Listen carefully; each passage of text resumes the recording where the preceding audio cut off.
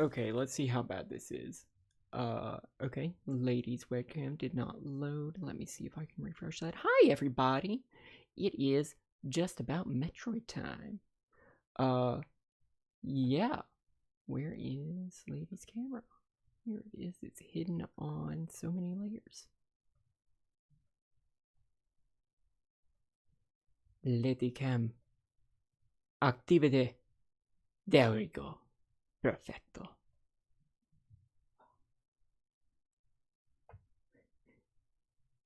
Muy bonita.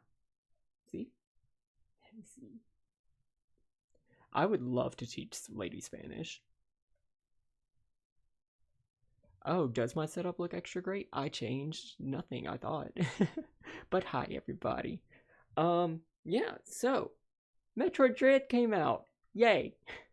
I love Metroid. I love Metroidvanias. I love lore. I love all this shit. I love it so much that whenever it came out yesterday, I immediately started playing it and did not stop until 4 o'clock this morning, whenever I was just really fucking tired, and then woke up to keep playing it and beat it today. It is very good, and I'm very excited to share it with you all. Yeah, let's say it was 4, not like 4:45 or something. So that is why my drink today is Monster Energy. I'm like a fucking Kojima protagonist. But yeah, how are y'all doing? Who's ready to jump into this? I want to make sure that I'm not in safe mode. Just to tempt the Emmy units.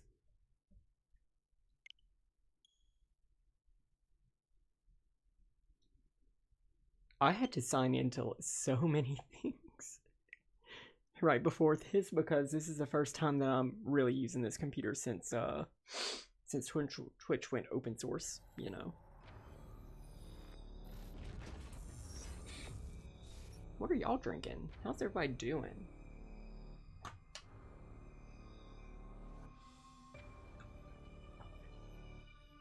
Surprisingly enough, did not need to update my stream key. I just need to re-sign in to Streamlabs OBS. I think in the future I'm gonna maybe swap away from Streamlabs OBS so that it can have a little bit more computing power. But that's for later. That's a later issue. The issue right now is Dread. So yeah, I did finish this. It took me 8 hours.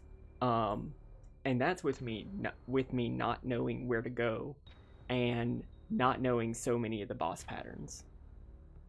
So yeah, this is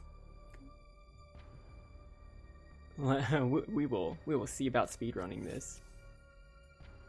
Yeah, we're gonna do normal mode because this game is very hard. This is a brand new game. This takes place after Metroid Fusion, which was the last Metroid game that I streamed, and it is the first new. Well, it is the first Metroid to continue that main timeline since Fusion and Prime 1 were released in like 2002. But yeah, this is a brand new Metroid game. It's not a remake. Yeah. So, first off, what are Metroids? Metroids are virulent, floating organisms that drained energy from its prey through physical contact. Metroids were originally created by the Chozo and named after their word for ultimate warrior. Their value as a bioweapon sparked several crises, and as a result, all traces of them have been eliminated. They are now extinct. Samus Aran, the person that we will be playing as, was sent to the Metroid homeworld to completely wipe out the Metroids after a group of space pirates captured some of them and started like cloning them for bioweapon stuff. They were going to be used as terrorist weapons, and that is bad. So we wiped them all out, except for one, who hatched right in front of us and was our baby.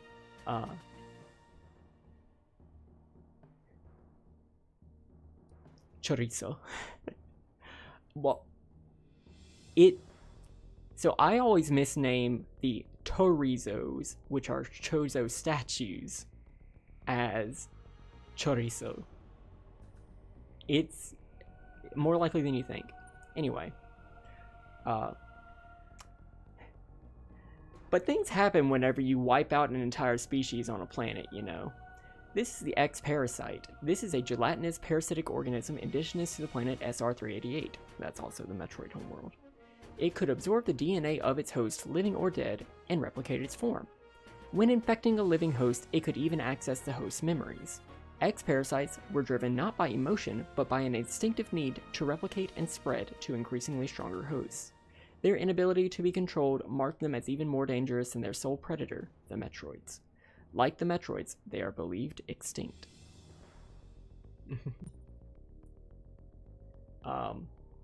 Yeah. X parasites were only really a thing in Metroid Fusion, but hey, one of them infected Samus in the prologue to that game. Whoopsie. And so, in order to make sure she wasn't killed, they had to go to some extreme measures. With no Metroid surviving on SR388, it became infested with the X, horrifying parasites capable of imitating any living being. Unaware of this, I set foot on the planet, got infected, and almost died. Okay, I love this because, like, they're the sprites from both of the original games where the X and the Metroids first showed up. These are the events of Metroid Fusion. You can watch those streams that I did very, very recently. They're on the YouTube, youtube.com/blah blah blah blah. You could, the VOD command will come up eventually. The only thing that saved me was a vaccine created from Metroid DNA, the DNA of our baby, which also left me uniquely able to oppose the X. This ability was tested immediately when I went to a biologic space laboratory's research station to investigate a distress signal.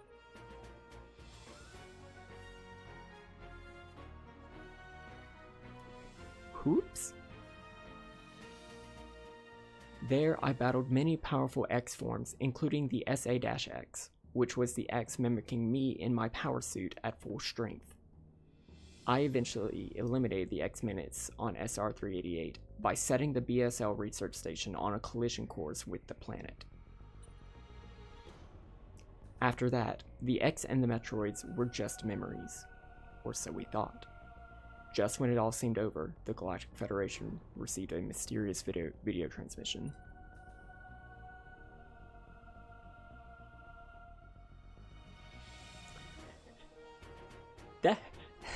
That's not a dead X. It showed an X, alive and in the wild. Auto caption. I had to sign into that too. Thorough analysis proved the video was real. Although the sender was unknown, the transmission was traced to a particular planet.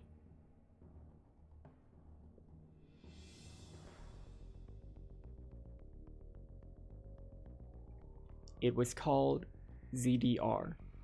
If the X had somehow escaped extinction out there, they would pose a threat to the entire galaxy. The Galactic Federation dispatched a research team of 7 EMMI to investigate.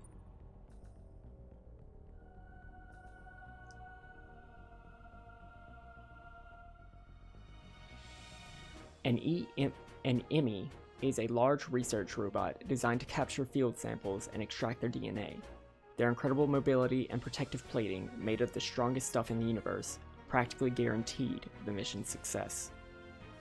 But not long after their arrival on ZDR, all communication was lost.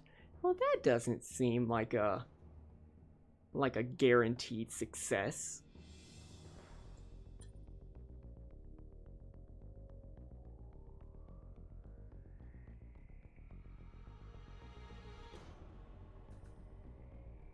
What is happening? What is happening on ZDR?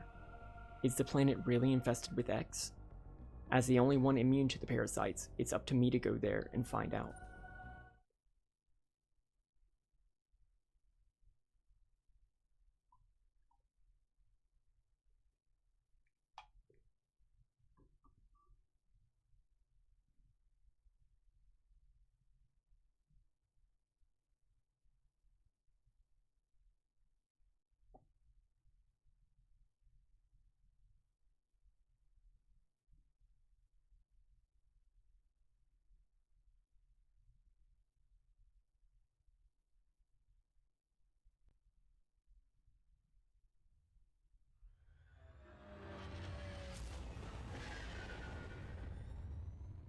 We'll soon be entering ZDR's atmosphere.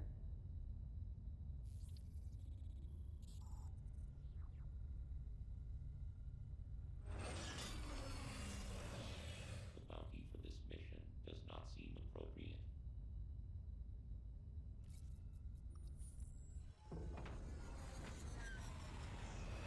The risk clearly outweighs the reward.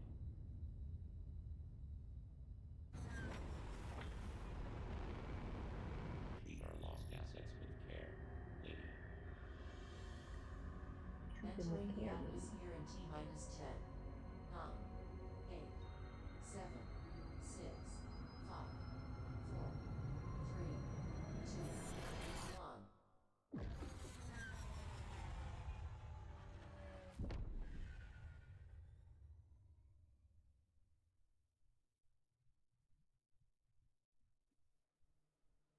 Yep, that's me. You're probably wondering how I got here.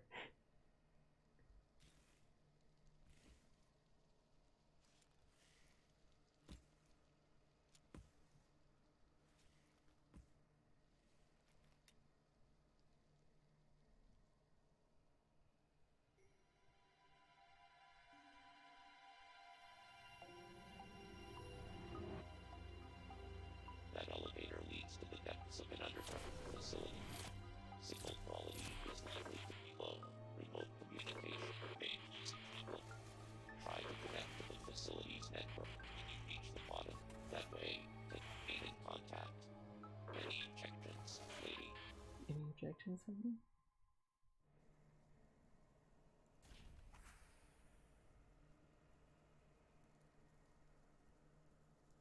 No. No, no, no, no, no, no, no. If you've watched LPs, absolutely get this. This is the easiest to control, and honestly, it's one of the best, like, distillations of the Metroid formula.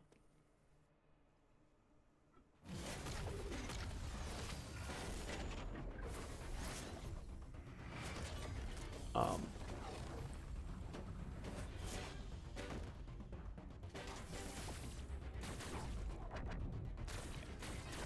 if you ask like any hardcore Metroid fan, they will say, "No, you have to play Super Metroid. Super Metroid is the game that everybody should play." Bullshit. Super Metroid controls like a piece of shit. It's very good, but it is very hard to control.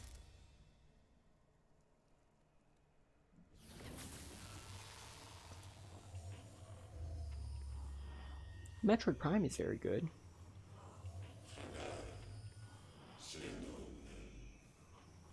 but this one is a very good classic. This one is a good starting point if you know the story up until this point, which that's what I'm here for.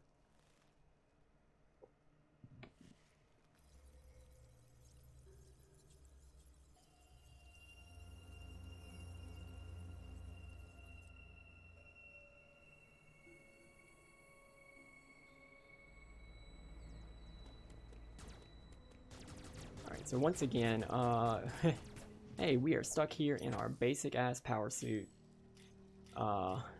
with absolutely none of the abilities that we supposedly started the game with. What are we gonna do about that?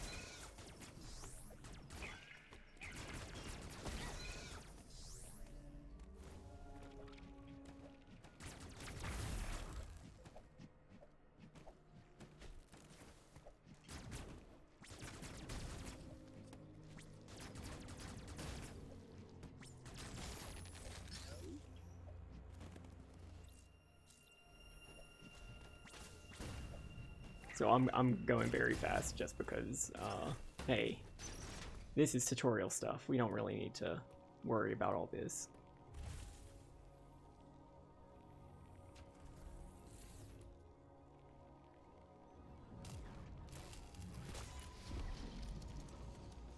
Uploading data.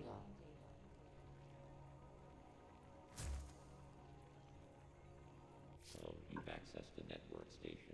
Well done, Samus. I have reviewed your vital signs and video log from the data you uploaded. I've run a full analysis, but I cannot account for why you lost consciousness. My readings indicate dramatic physical changes in you. Whatever caused these changes seems to have stripped you of most abilities. You might call it physical amnesia.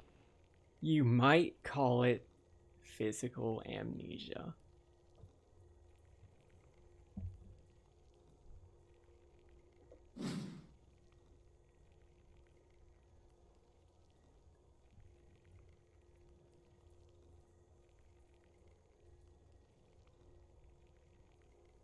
That's a line that they put in here.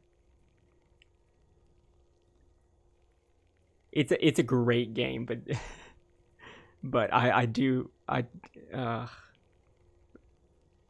we know how the game works. We know how Metroids work. You don't have to no. That brings me to your assailant. I am checking the Federation database against your video log. It appears to have been a Chozo. The attacker's identity is not yet clear.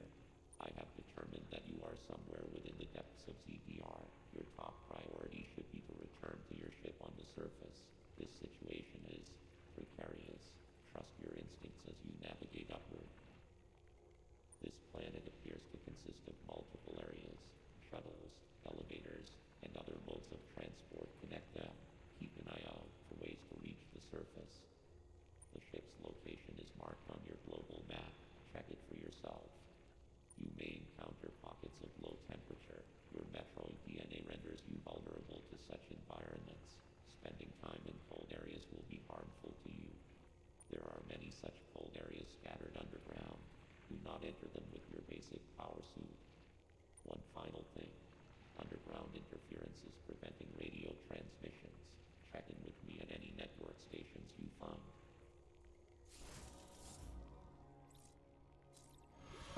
So one of the things that they pointed out in the pre-release footage of this is that, hey, Adam isn't going to direct you anywhere. He's not going to stop your progress to make you talk to him.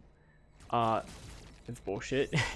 He absolutely does stop your progress to talk to him, which is something that people did not like about Metroid Fusion, because it limited the openness or the ability to explore like at your own pace. That still does happen here. It's handled a lot better. It doesn't feel like you're being railroaded, even though you are being guided in a direction.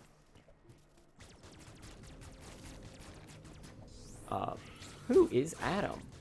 Adam is the computer aboard the Federation ship that we are using after our ship crashed into an asteroid belt before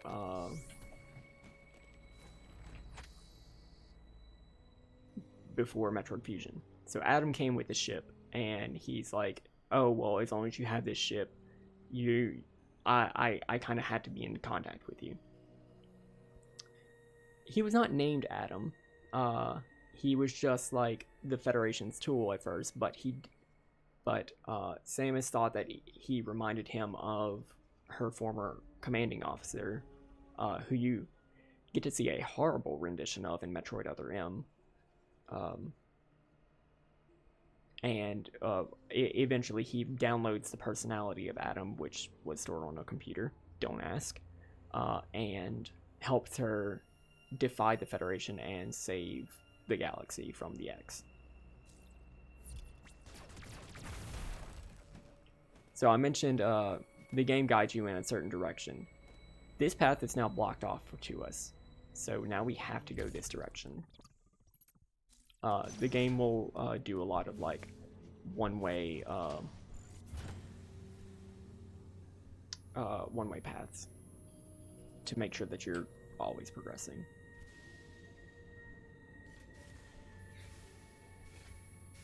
Which I like. It's a very good way to not let the player get lost. Even though I have gotten very lost playing this game.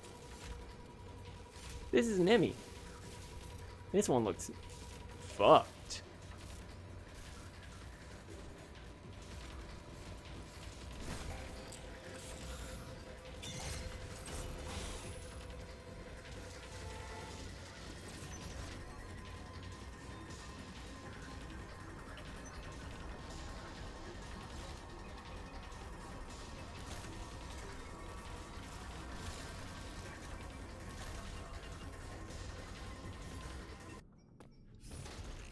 Now, this thing looks interesting, doesn't it?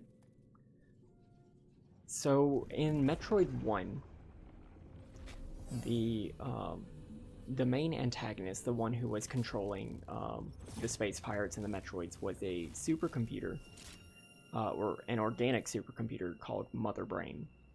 It is a Chozo computer that could telepathically communicate with the Metroids. This thing definitely looks like that, doesn't it? And this seems to have some influence over the Emmy. Interesting.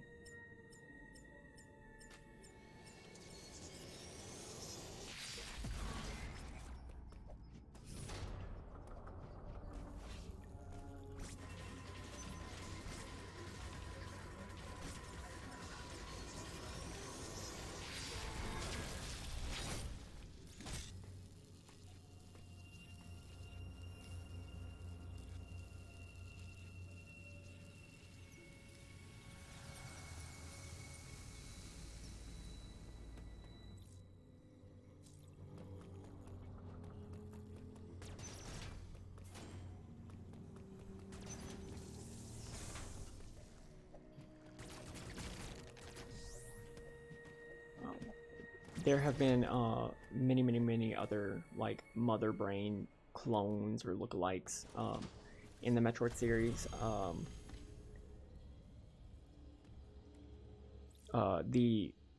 It's particularly in the Prime series. I know in Metroid Prime 3, the Federation created Aurora units, which were designed after Mother Brain to help regulate their networks. There was a spin-off of that called the Master Brain, which is only in Federation Force, which I don't know the fucking story of because it was a awful 3DS game that required multiplayer. And in Metroid Other M, which I also streamed very long ago, there was an android called MB, which was also designed to communicate with Metroids. It is an otherworldly IT department, except it was developed by bird people. The Chozo. Speaking of, this is the first time that the Chozo are like really mentioned. That bird thing that kicked our ass, that was a Chozo. They were always like a thing. Like all the planets were always like Chozo ruins. The Chozo were the ones who created the Metroids. The Chozo were the ones who inhabited Zebes, created Mother Brain. And also, very important to remember, created Samus's power suit.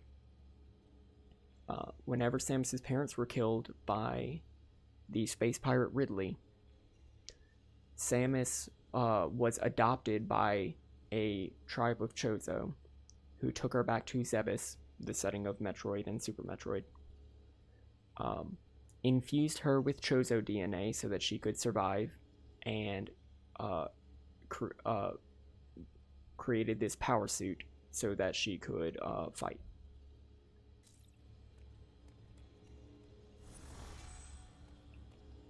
and then she became a bounty hunter. And then all the Chozo on Zebus died. That's never really explained. In fact, before this, the Chozo were kind of just like, oh yeah, they're just like a missing civilization. No one really knows what happened to them.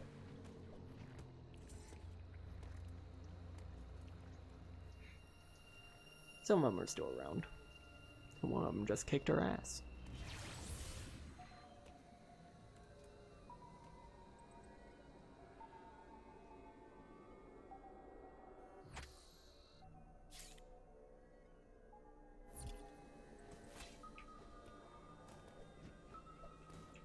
This seems ominous. I wonder if something's about to kick her ass.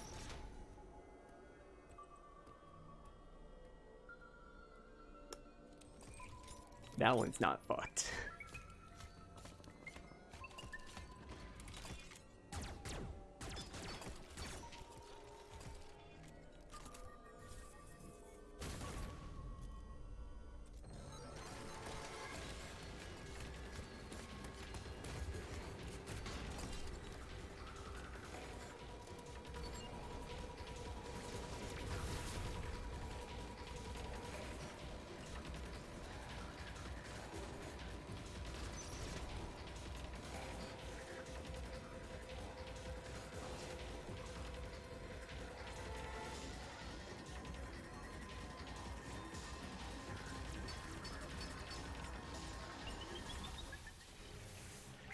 Um.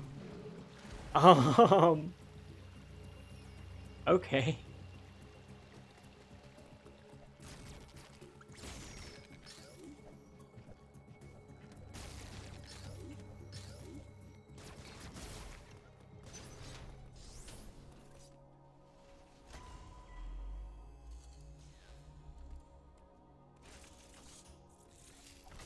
Uploading data.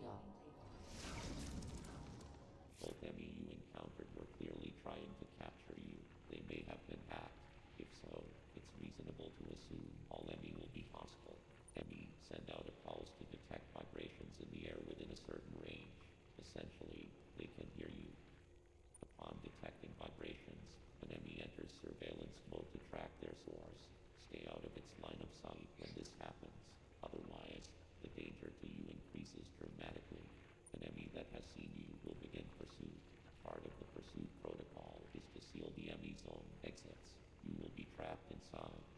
To survive, you must leave its range of pursuit. Evade the enemy and it will disengage. This will also unseal the exits. An enemy never leaves its assigned zone.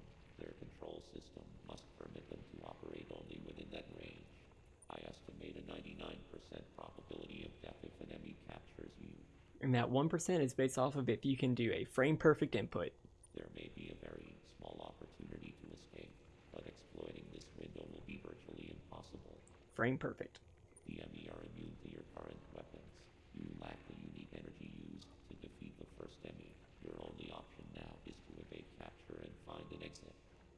Your highest priority in an enemy zone should be simply to survive.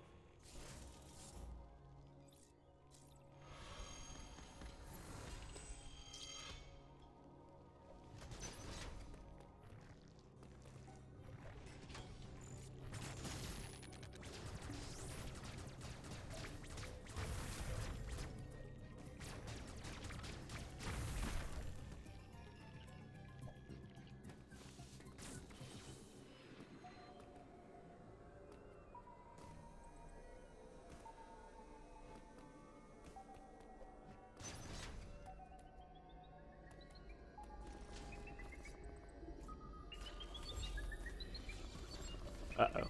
Uh-oh. Shit. Wrong way. Wrong way. Wrong way.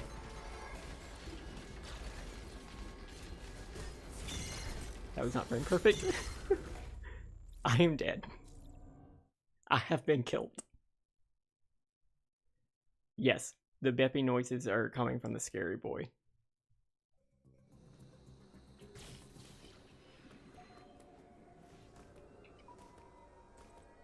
The checkpointing is very good.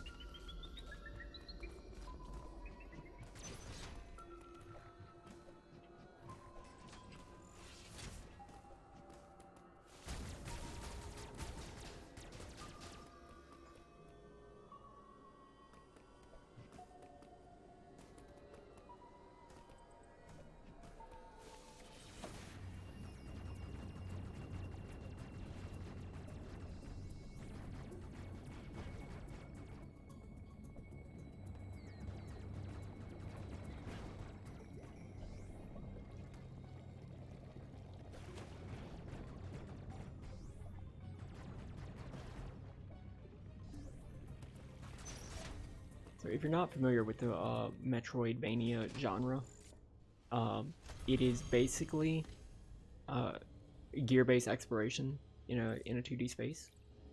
You'll notice me just like, oh, jumping up to all these corners that have a very small gap that I can't like squeeze into, because they're not on the ground. I'll probably need a new item to try and squeeze up in there. Cause like, oh man, look at that very tempting item that's right there. Later I'll have an ability that lets me get there. And the entire like progression is all about opening these paths. Lots of games have started following this, notably Castlevania jumped on it, which helped solidify that as a genre and not just something that Metroid did. But then you have games like Axiom Verge, Hollow Knight, which I played on stream, Ori and the Blind Forest, and Ori the Will of the Wisps. Yeah, lots of lovely emulators, but nothing from Metroid that really fit the classic style for 19 years, which is why this game is such a big deal, and why I'm telling everybody, if you like those kinds of games, if you like Ori, if you like Hollow Knight, if you like Castlevania, buy Metroid Dread. Because, it really defined the genre. This game is significant. Also, this one is really good.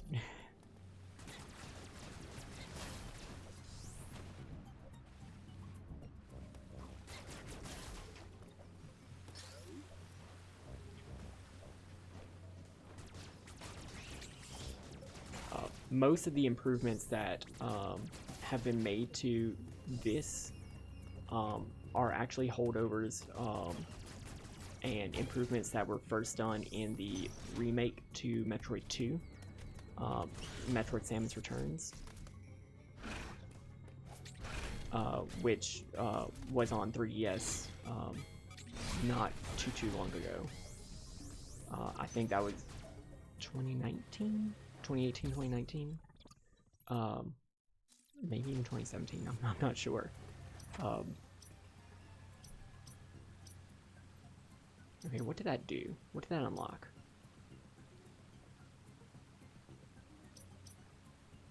What did that help me accomplish?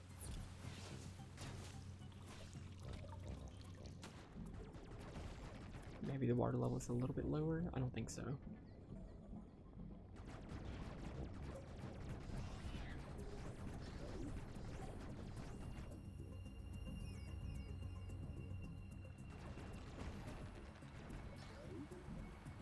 Anyway, Metroid Samus Returns was very good, and I really hope that eventually it gets ported, because I would love to see it. Although this really takes all the best things from there.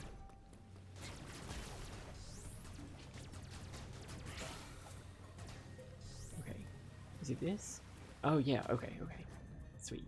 I am not lost. Although I soon will be.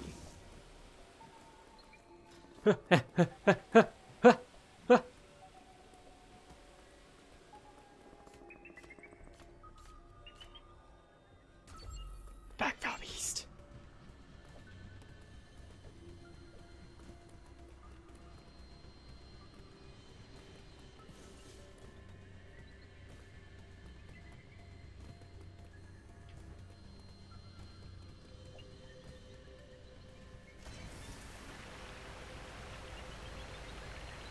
I'm sure this won't attract the enemy.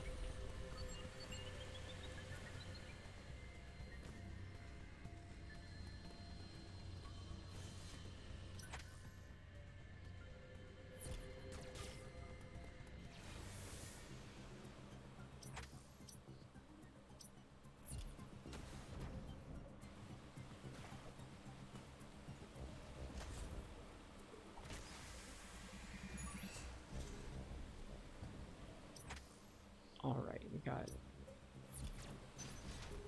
the improvements to the map, also very good. Shit, can't go that way.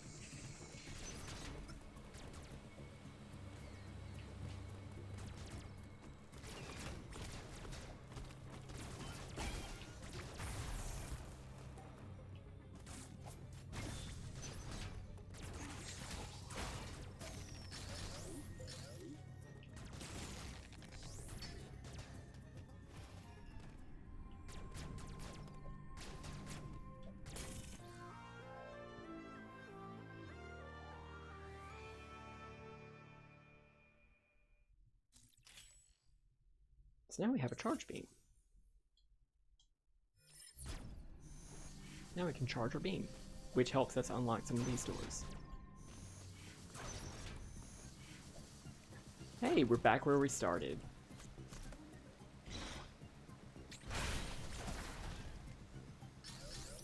So we've just done a big loop. You'll be doing that a lot. This game does that really well, in a way that Metroid Fusion didn't. And even Metroid Other M didn't. And honestly, even Samus Returns didn't.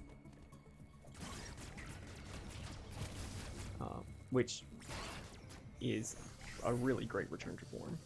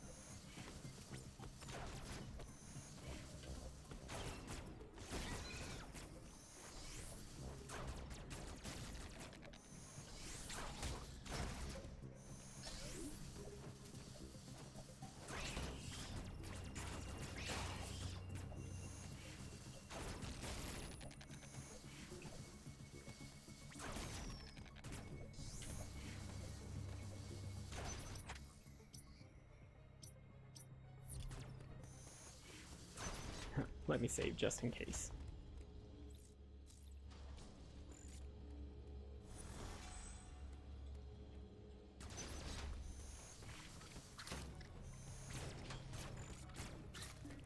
No, just, there we go. Just let me down.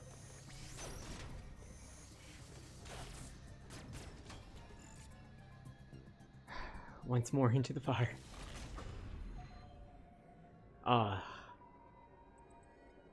I love that. That's very reminiscent of Zero Mission, where you'll just go down an elevator and you'll get a cutscene where Mother Brain activates. Zero Mission is the remake of Metroid 1, but better in just about every way. Except it's really fucking hard. But so is just regular Metroid 1. I'm not going the right way, am I?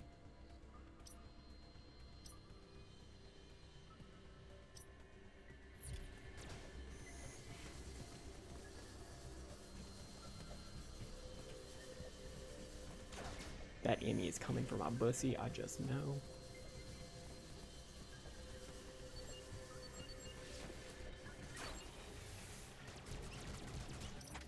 Is there anything over here? No, that's fine. That's another thing. Do I need to go here? Maybe.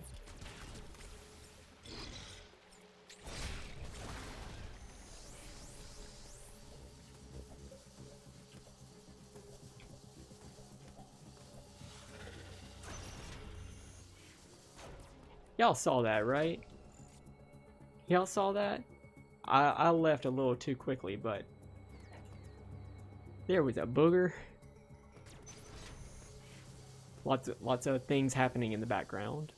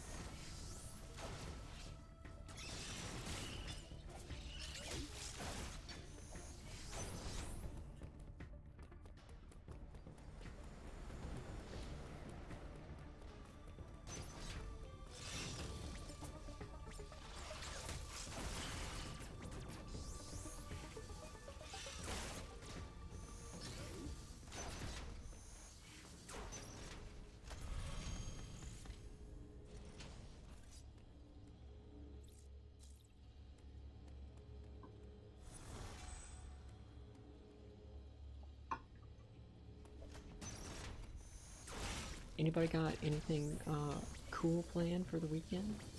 Ooh, oh, done with your Final Fantasy download. Is it Final Fantasy? Is it Final Fantasy 14? Are you downloading Final Fantasy 14 on a new computer?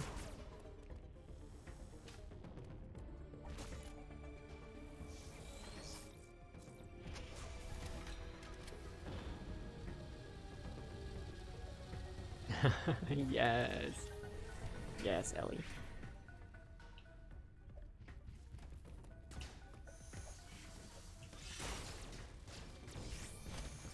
I think we both know that I am a fan of Ellie.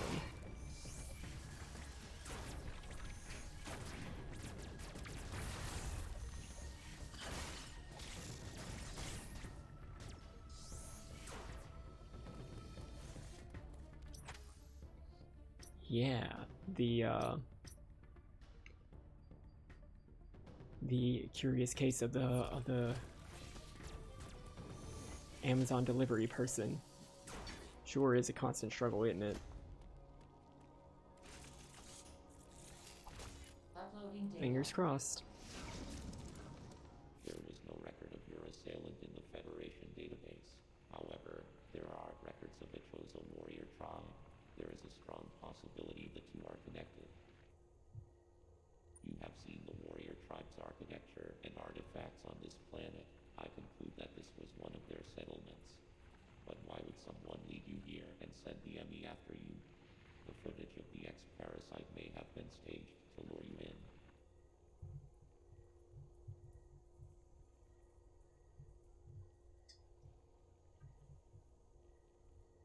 The situation remains unclear, but your priority hasn't changed. You must return to the ship. You have activated the magma supply system that has restored power to the closed thermal doors. Seek them out to proceed. Continue to search for the unique energy you employed against the first Emmy. It is the only way you can confront them. Unfortunately, this energy is limited. You may have noticed it dissipating after an Emmy is destroyed. There are 6 remaining Emmy hunting you. You have no means to confront them. Remember that. Hate that.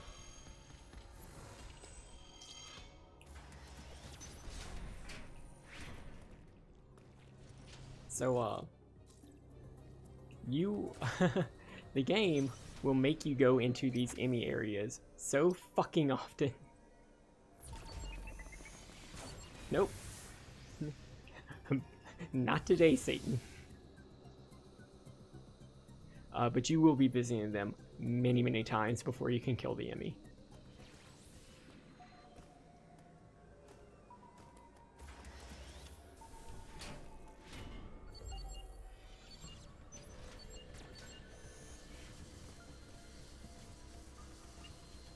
Oh, she coming. Oh, Lord, she coming. Oh, Lord.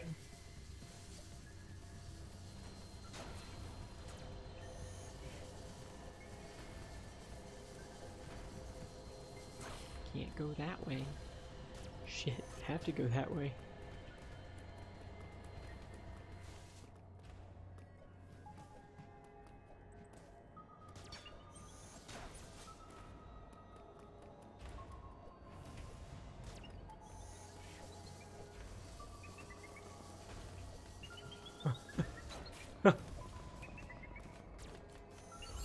Yes, hello. Goodbye.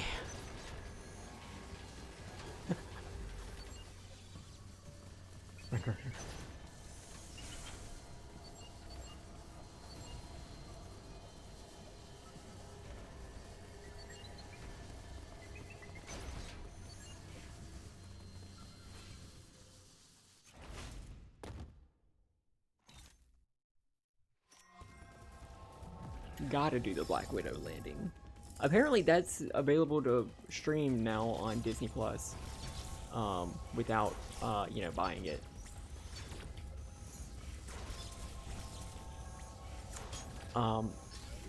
You see how this thing is firing lasers and the little ring thingies at us? I always forget what their names are. This is exactly how the Mother Brain boss fights went in Super Metroid and Metroid. It's really cool to see them paying homage to that.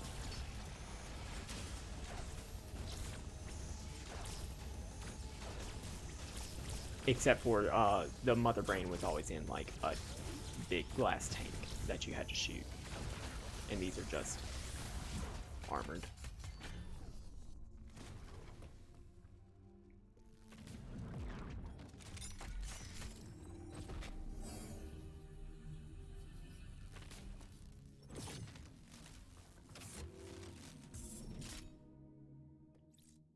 Alright.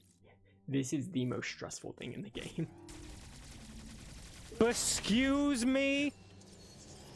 Excuse me. Hello, tank.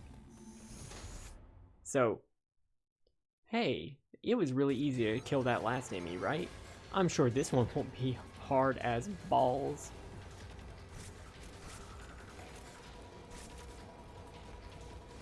Well, it is. Shit, where is it? Where is it? Where is it? In order to kill it, you have to shoot its face and melt it as it slowly creeps towards you. And then charge up your laser and shoot it. This takes some time. Yeah, come on.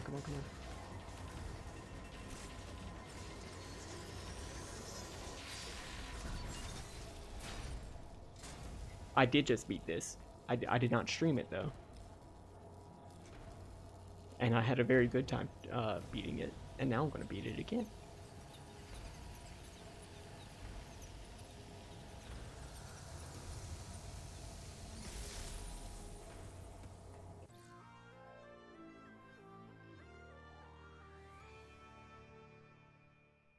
Narrate some. Oh. Shit. Someone. Okay. Okay. Well, thank you. Okay. So now that we've dispatched the Emmy, we will notice a few things. Number one, the Emmy area is now in green. Green is good. Green means that we're not going to get our Bussy 8. Hello, AQ. Number two, every time we destroy an enemy, we're going to get a power-up that that enemy is associated with. For this one, we were introduced to its ability to climb on walls. I wonder if that has anything to do with our new power. It does. We are not trying to get our Bussy's 8.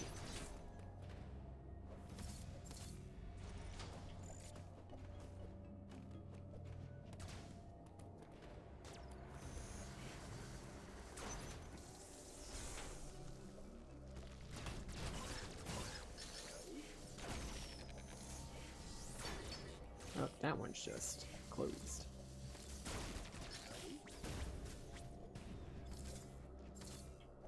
Okay, we just can't go through there. We are doing wonderfully, AQ. How are you? Okay, so we got a new power-up, so we should be able to do things with that power-up. I think this one wants us to ascend this particular stairwell, except I can't really do that from this angle. So I'm going to try and backtrack out of here. Yeah, there we go. Nope, not that way. Not that way.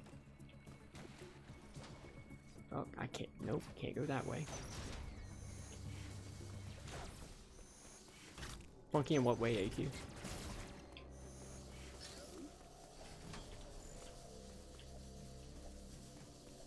Okay, so I don't actually think I can ascend that way.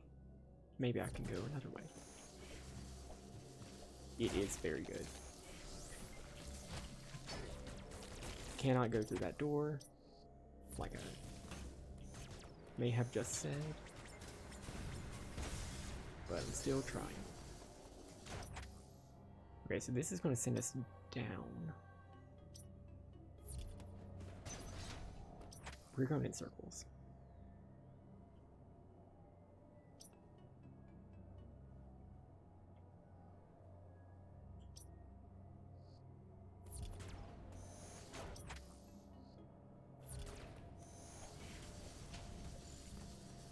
It is very easy to get turned around in this. What I'm hoping is that I just missed a beam door. A beam block. Yeah, we did. Sweet. So we're good. What's going on in the story? So we, if you remember, the Metroid Fusion, which you may not because you were celebrating.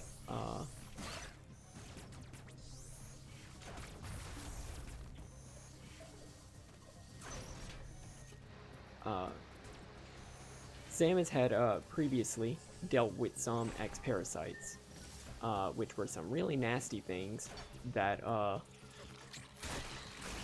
basically were going to kill everybody in the galaxy, and poses them, Invasion of the Body Snatchers style. We got a transmission that there is one of them alive on this planet. The Galactic Federation sent those super scary killer robots to investigate them, and then lost contact with them. So we are here trying to investigate. We came down here, got our ass beat by a bird person, and have physical amnesia.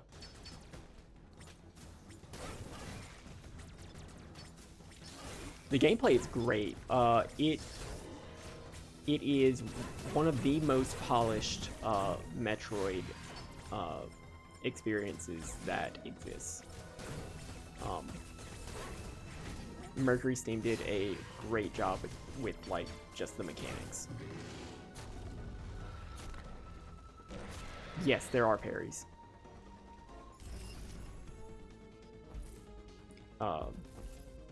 Parries are a new thing that were in the Metroid 2 remake, but also made their way here as well.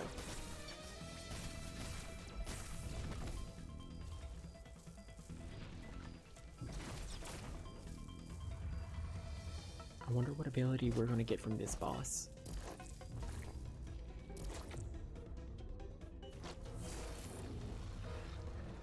This thing's wiggling its butthole at us.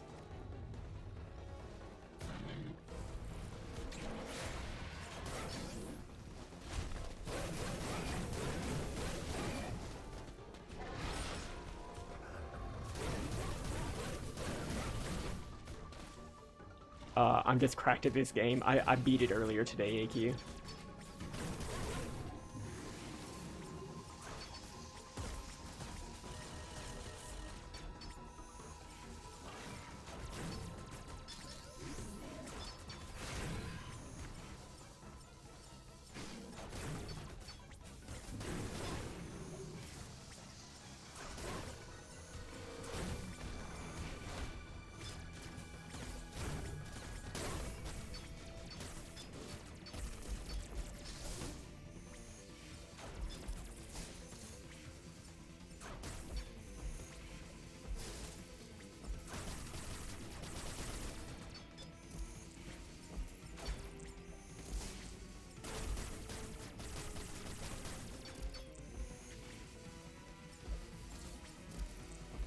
I was not going to be patient enough to do a first run on stream.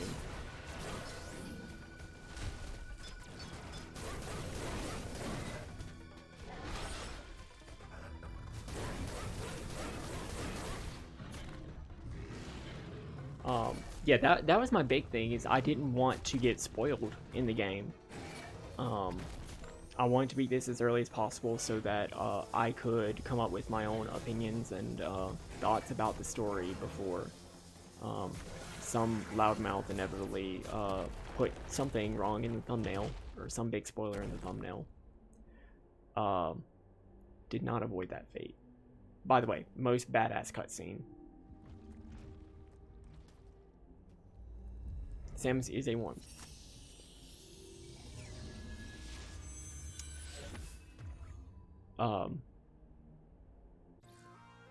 Yeah, so the final boss of this game is fucking hard. And I was trying to look up like, oh, how am I actually supposed to avoid these attacks? And so, you know, I was looking up like final boss strategies and everything. And of course, what comes up is final boss and ending credits and big old spoiler in the thumbnail. I'm like, shit.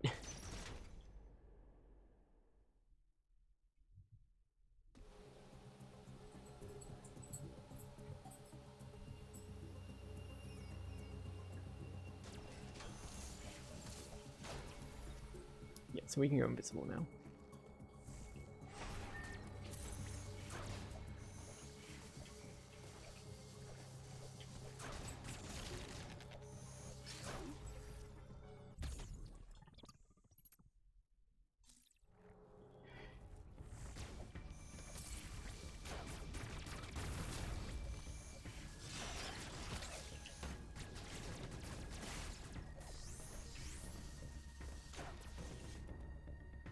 Is there a Phantom Cloak door over here?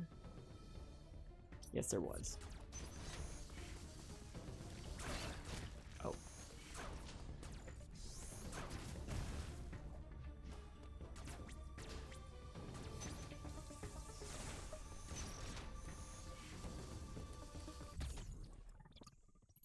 Infinite IQ.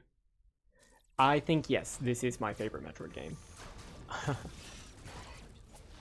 In the Metroid series, yes, this is my favorite. I really enjoyed this. I think before this it would have been Return of Samus, or Samus Returns. The 3DS remake of the second one.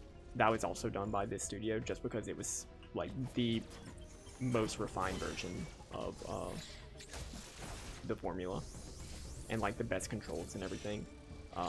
This one makes that one so much better. It's really great to see what Mercury Steam is doing with the genre. Mercury Steam. Previously, they have worked on such wonderful titles as the Castlevania Lord of Shadows trilogy, which I also streamed.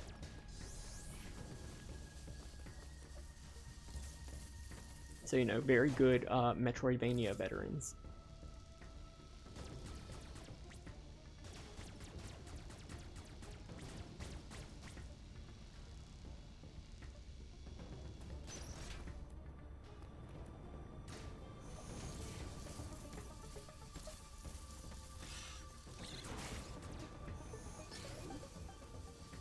Retro Studios is on Prime 4 right now.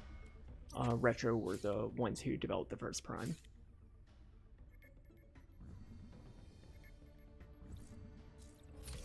And we're also the developers of the Donkey Kong Country, the newer ones.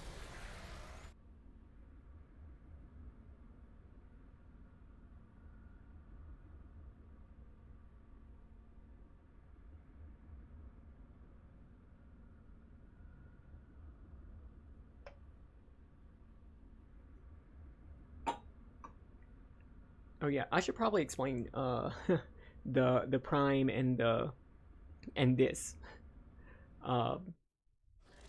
because I know some people were confused whenever they were just like, oh my gosh, are they gonna talk about Metroid Prime 4, and then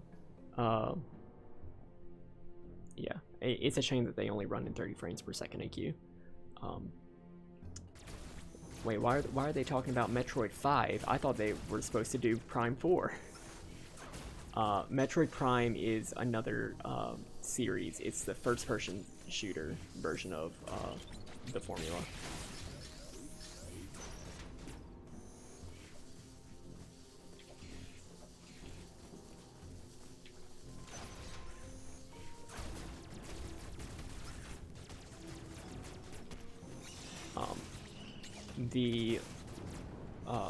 The last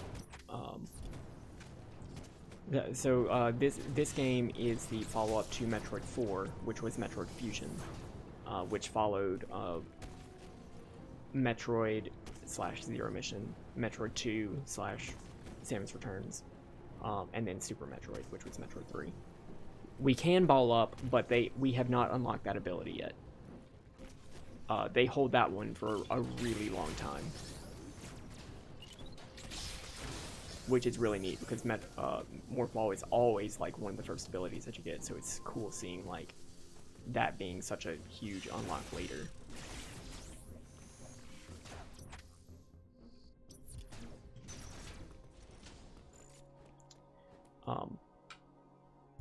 But yeah, so this is a follow-up to Metroid 4, which is why they announced it as Metroid 5. Fusion. Fusion was released the day after Metroid Prime 1 back in 2002. Or around that time. I came in with Metroid Prime 3. She curls up. She curls up into like the fetal position.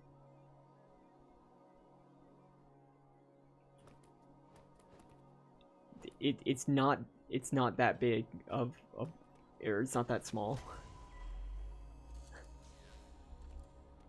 The Morph Ball is not that small. Uploading data. CPR appears to be powered by thermal energy. Magma is pumped from the planet's interior and routed from there. I have located the central routing system for the magma. It is here in Cataris. Samus, your current suit cannot protect you as you explore Cataris. The extreme heat of the lava is too much for it. I note a shuttle somewhere above here. Use it to find a path forward. There is one other thing to discuss. It is your new Phantom Cloak ability. The Phantom Cloak prevents the enemy from detecting you. Thus far, your only option was to run. Now, bypassing them is also an option. Use this to reach your objective. Note that using the Phantom Cloak severely decreases your mobility, and direct contact with an enemy will still result in capture. It is up to you whether to hold your position. Just be aware of your surroundings. Yes. Adam is the name of the dude from Other M. That Adam was originally the name of Samus's CO whenever she did work with the Galactic Federation. Yeah, the voice is rough because it's a robot.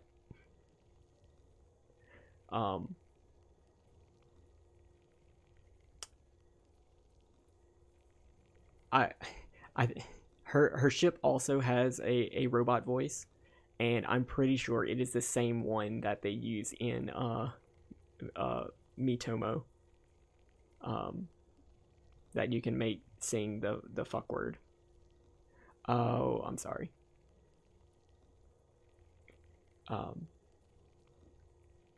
Yes.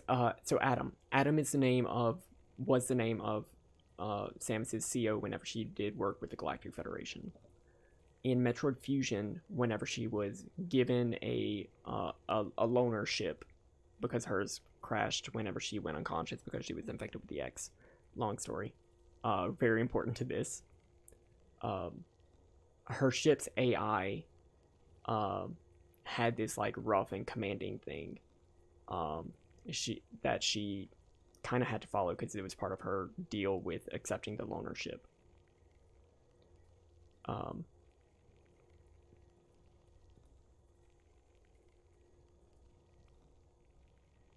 I don't think so, AQ.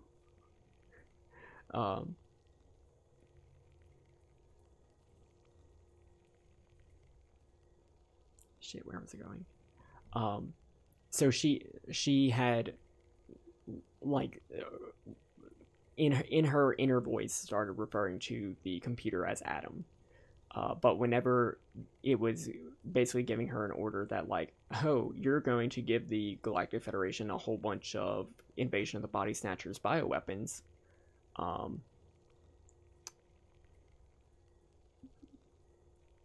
she was just like, Adam, you cannot do this. And the computer responded, Adam.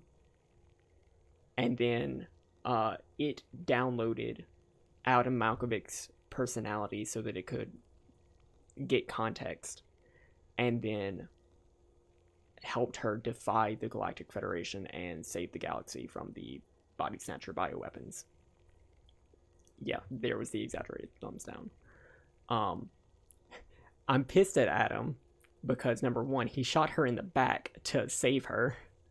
And the English translation makes their relationship so fucking misogynistic that it's just not good. It's awful. The Phantom Cloak is useless. Once an enemy sees you, you will need to evade capture until it gives up pursuit. The Phantom Cloak can remain active after your aim has been depleted. It will consume your life energy instead. Consider it a desperate measure. Remember, it cannot drain your energy down to nothing. Judicious use of this technique will improve your probability of survival.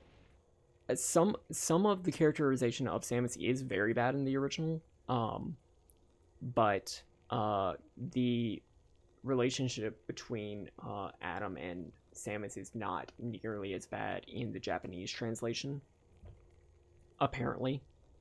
But like you'll notice that Samus during the whole thing, Samus needs permission from a man to use most of her weapons, including one that literally just protects her from heat that she does not act or that he doesn't authorize her to use until after she has already run through literal lava.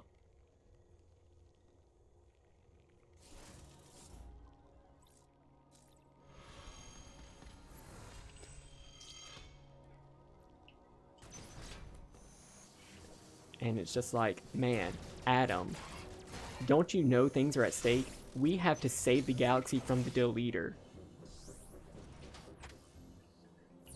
I think this is a little more important that I have my weapons.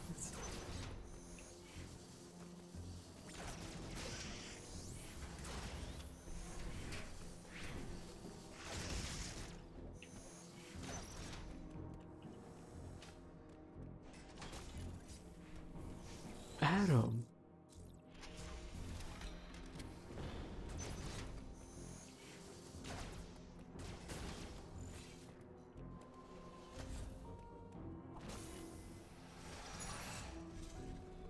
The Deleter.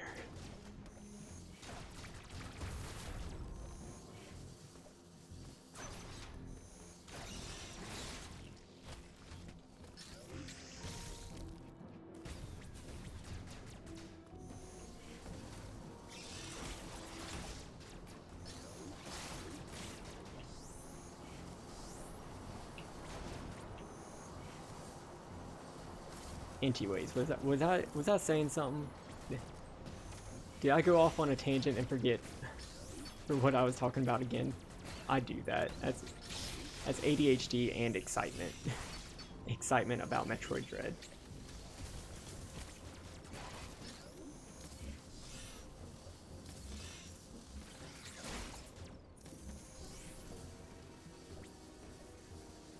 And also a little bit of a lack of sleep because I spent a lot of time playing Metroid Dread.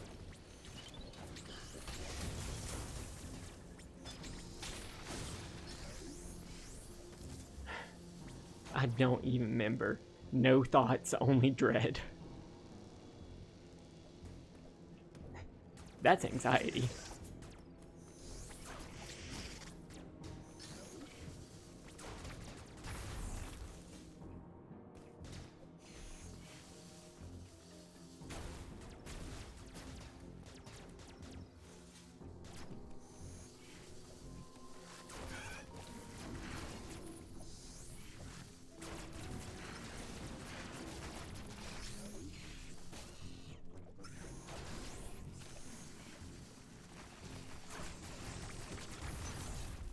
Oh, shouldn't go in there. That's hot.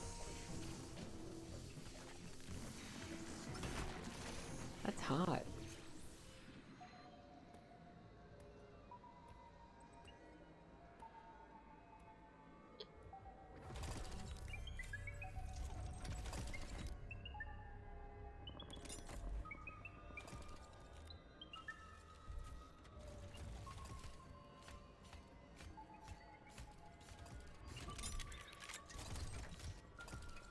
So this Emmy can squeeze.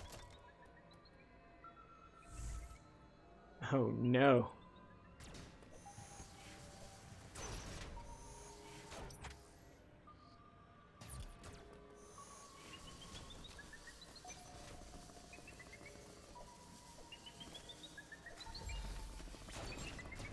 Ooh. Well, no, it's probably not a thing that I should be doing. Shooting.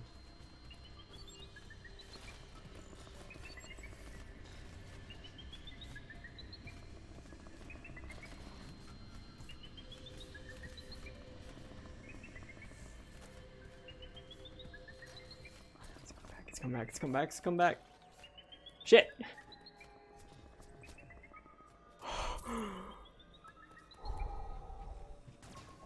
Oh shit. Oh shit. Oh. Oh.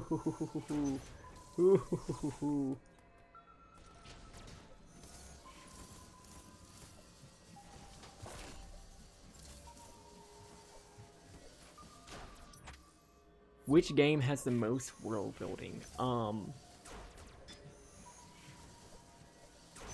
Other M has the most like views of the Galactic Federation, like outside of just, hey, there's planets that you explore.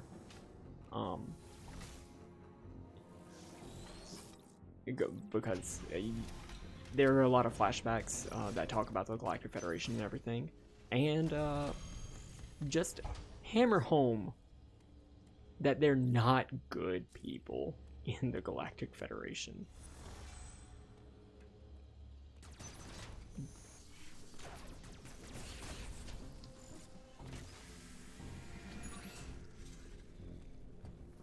But as far as like fleshing out the lore within the first 5, or within the core 5, this one,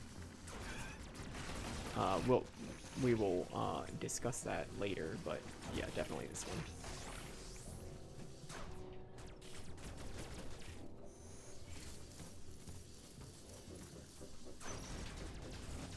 I shouldn't go there.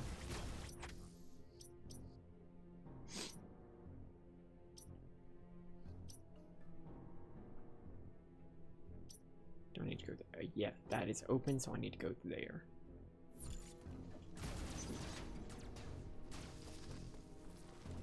Sometimes you get lost.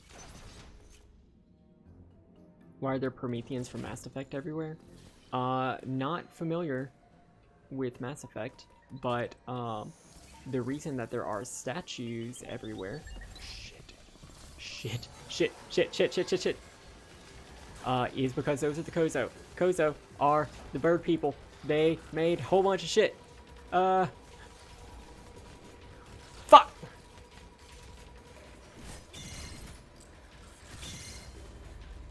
The chorizo.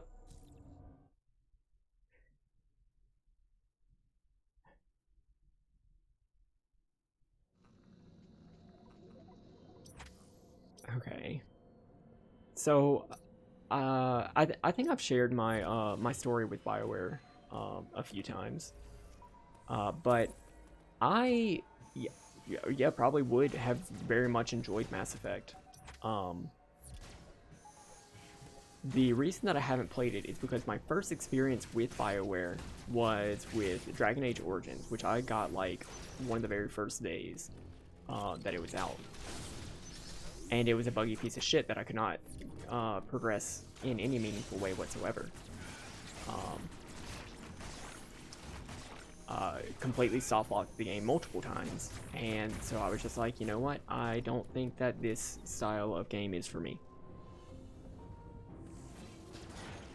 And so I didn't pick up another one. And now so much time has passed that the core mechanics of Mass Effect have not aged super great. And it's honestly now just like a daunting task for me to like set aside time for.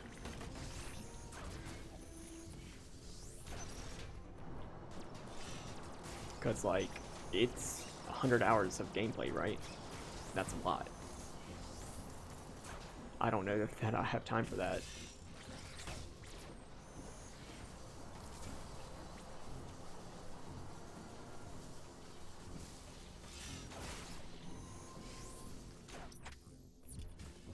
I think if I did that, I wouldn't stream it. I might put that as just like content on the YouTube. So like, clearly I've been putting some more content on the YouTube than I have been in the past. What with the weekly campaign diaries for the Isocross game. YouTube.com/CyberWolfTurbo1, shameless plug.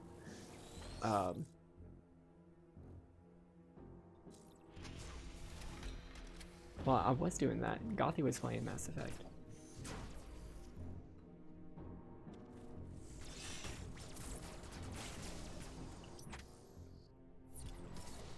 Shit, what's that? Okay, so these are... Wait, what did I do? What did I do? How did I affect the world?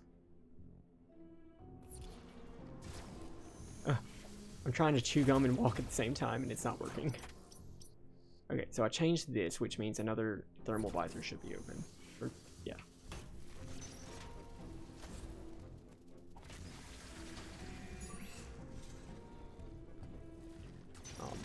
I have been noodling with the idea of maybe doing another just like pure gameplay, no VO gameplay series on the on either the VOD's YouTube or the main YouTube. It depends on what I'm feeling or what really makes sense at the time. I want to do more with the YouTube. Here's what I mean to say. And that seems like an easy thing to do, especially since y'all may have noticed the last series that I was editing, it's gonna have its last video put out next week. I don't think I'm gonna do any of that until I finish the TTRPGs that I'm doing right now, because that takes a lot of my time that I have not been allocating very well. But you know, just thoughts. Maybe Mass Effect would be one of those things. YouTube. Go to put stuff on the YouTube.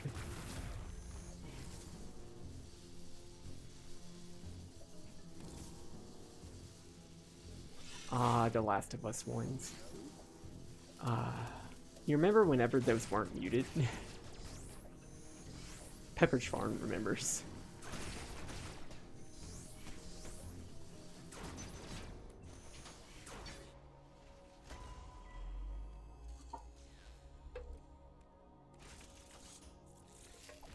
Uploading data. ME stands for Extraplanetary Multiform Mobile Identifier. It can procedurally modify and enhance its own capabilities. Its ability to configure itself to fit into narrow spaces is a standard feature. Any ME you encounter will likely do so as it pursues you. You are not capable of destroying their armor plating. This would be true even at your full capabilities. You are faced with overwhelming power. Accept your helplessness. Adam? Study each ME carefully and use the Phantom Cloak to advance. There are risks even here. The Phantom Cloak reduces your mobility and consumes more AN when you move or shoot. It is still your best chance at survival. Do not hesitate to destroy an ME. Whenever you discover more, you need energy. This was not one of your original priorities. However, I see no other way to accomplish your goal. These existential threats cannot be sanctioned.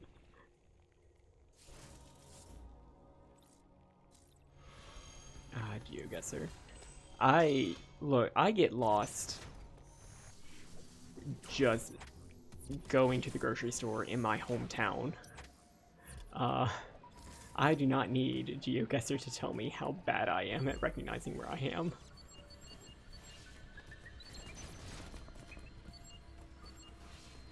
Oh, she coming for my bussy.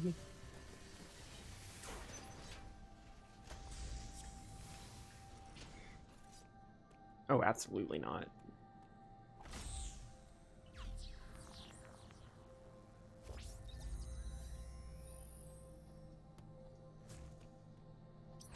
Well, if I go home, then yes, but here, no.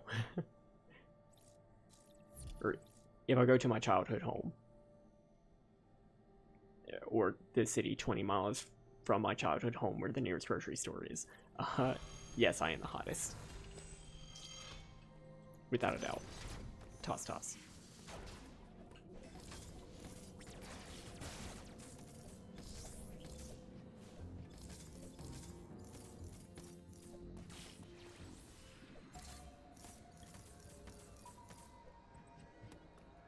Oh, Lord, she coming.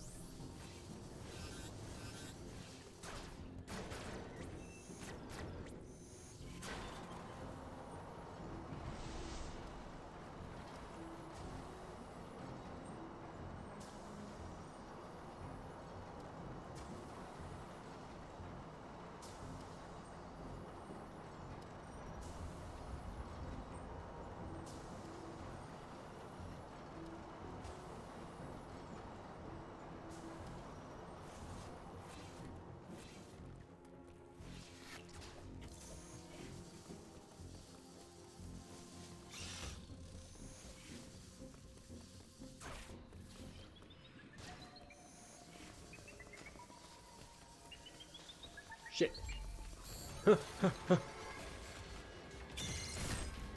Nope.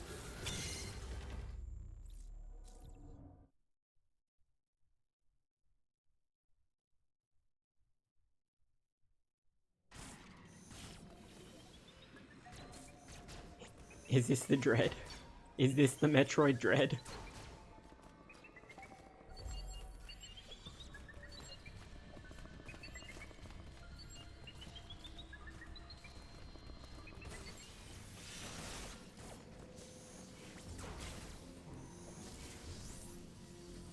Okay, I don't think I've ever successfully parried this.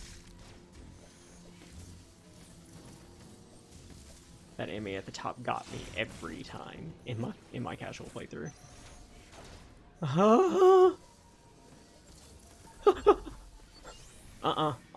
Not today, Satan. Not today.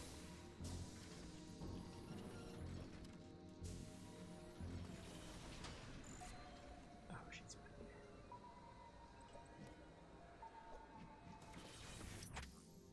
wait, okay, so that would take me back there.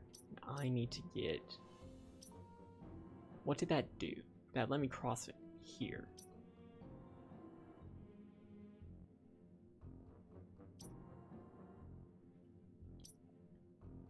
That was really only a change in the environment here, which I can't really do anything with. Yeah, maybe I can go back out that way, though. Yeah, there's something I can do there.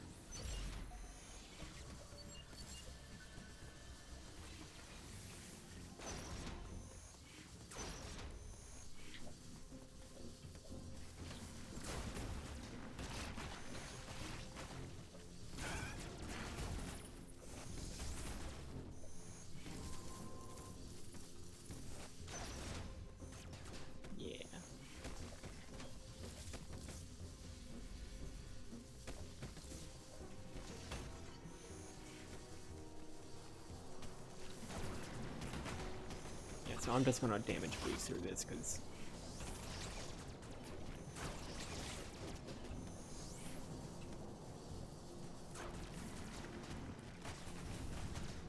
well, I should probably not do that because if I die, it's been a little bit since my save because I did just run through that save thing.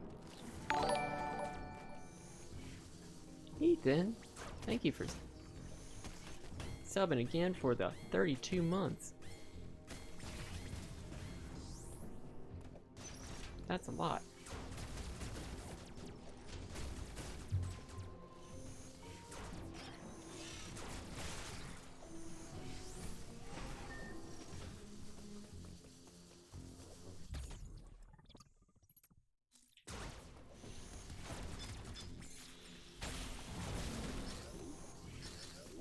love the parry. Parry, very good. Gotta parry the platypus.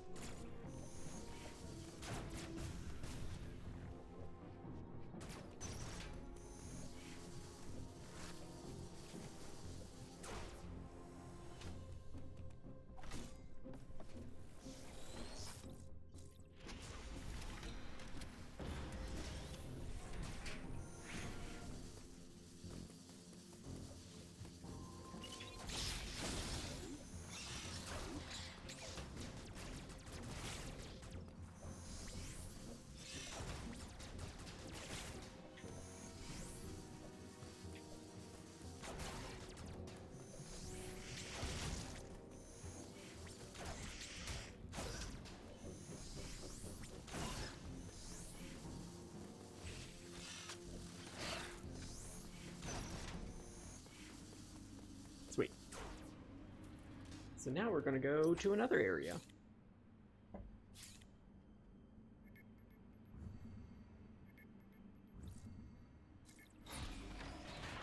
Dyren crit roll.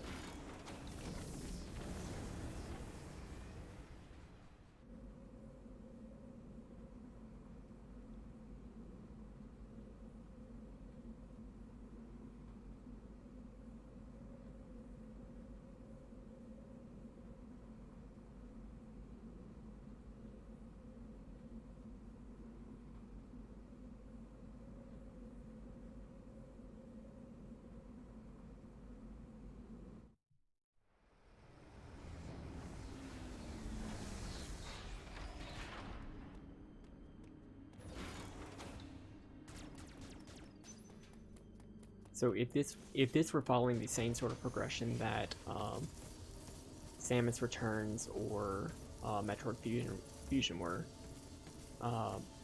we would not be seeing these later areas until we had like almost 100% of the previous areas. This game is a constant state of just like making loops and backtracking, or not even backtracking, just like finding new ways to go back to old areas. Which is really good. It's like no matter where you are, you're always making progress, which I thoroughly enjoy.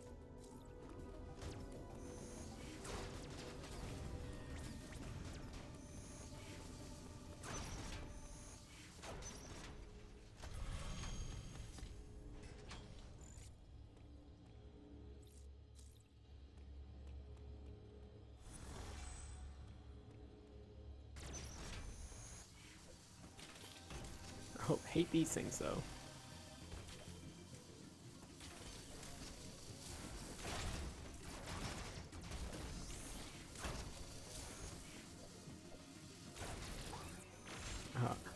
Not gonna deal with these.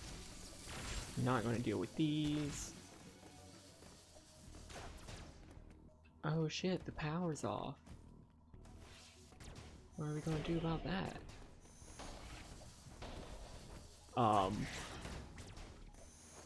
There's some thumping.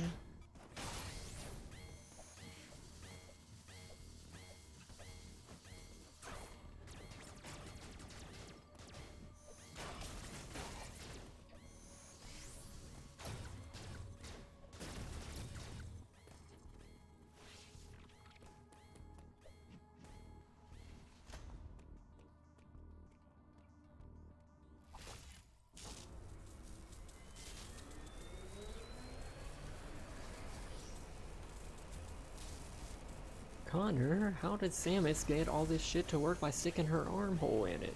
Or arm in the armhole? All this stuff is Kozo technology, and Samus's power suit was developed by the Kozo.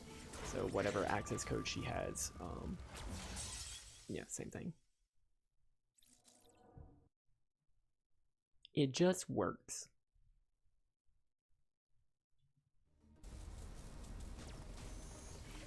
Blessed checkpointing.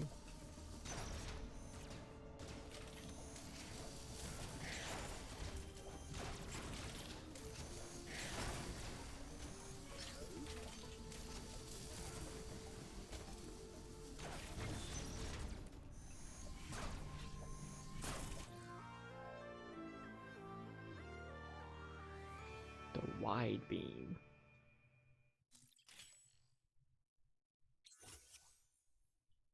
Returning from Super Metroid.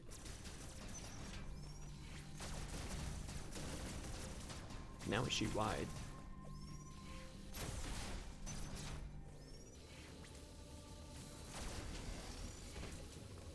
We also get a little bit of a damage boost, which is very good.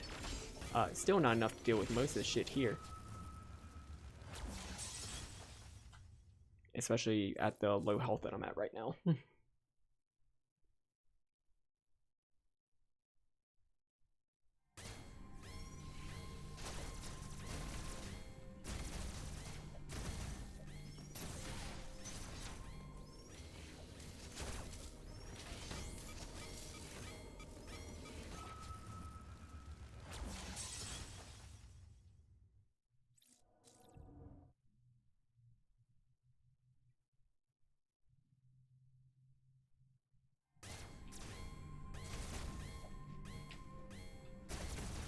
I were Cyber, I would simply not die.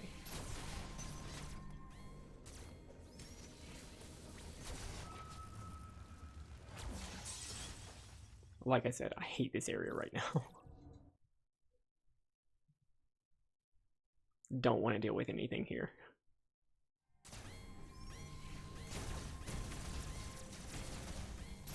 But the checkpointing is phenomenal. I'm very glad that I don't have to backtrack super far.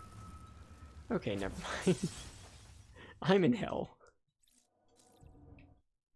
I'm in dread.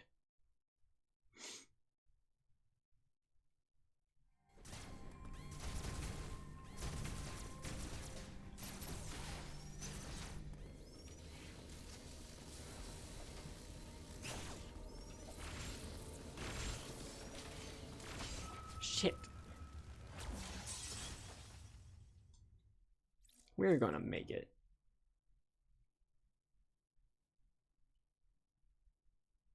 What? The steelbook? The limited edition stuff? If so, which YouTube?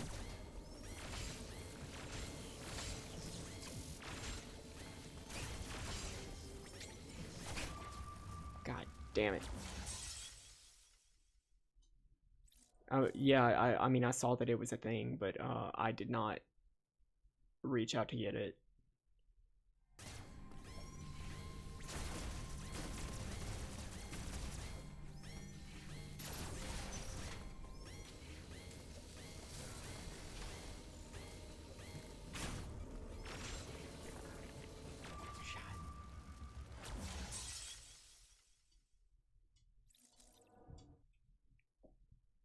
What I need to do is I need to jump back up to the next platform, shoot the wide beam block, and I'll be able to progress in it past a one-way thing that I'm currently stuck around.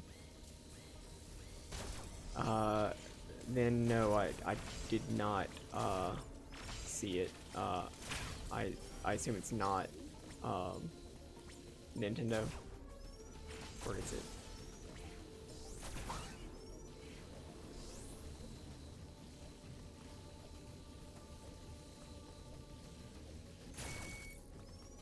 Okay.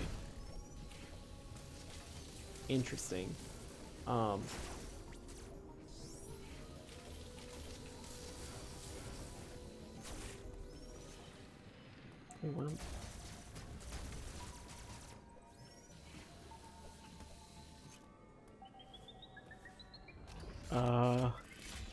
shit. Hey, guess what? This one's fast. This Emmy is speedy.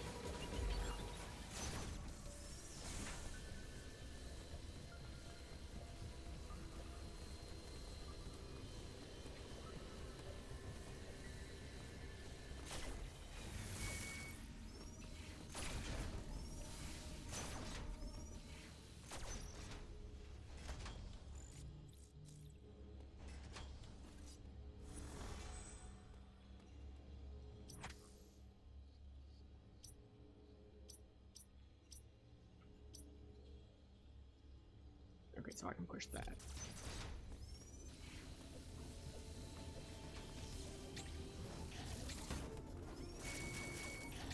God.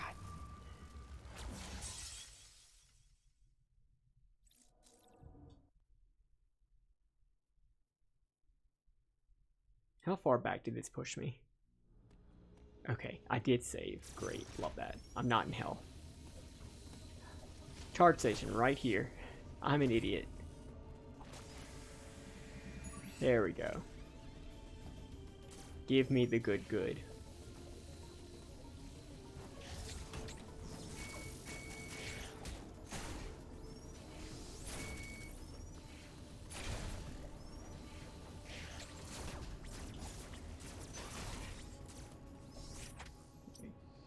And then the rest of that is irrelevant. So yeah, that's all we needed right here. We're at the point where right now we have activated 2 Emmys who are coming for our bussy.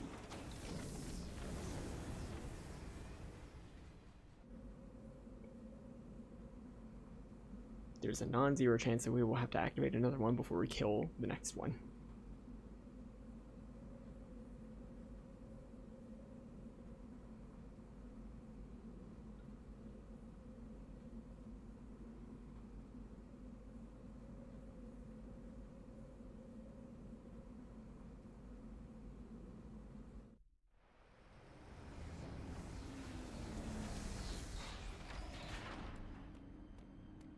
Thank you for the hydrate, everybody.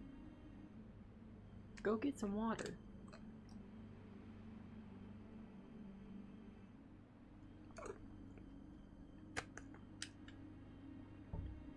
Go take a sip. Don't subject yourself to headaches from dehydration. No one deserves that.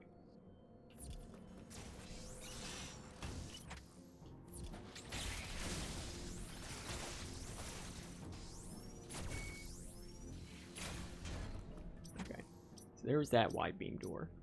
Is there one in the Emmy zone? No, which is the charge beam door. That one is open. I think that just leads here.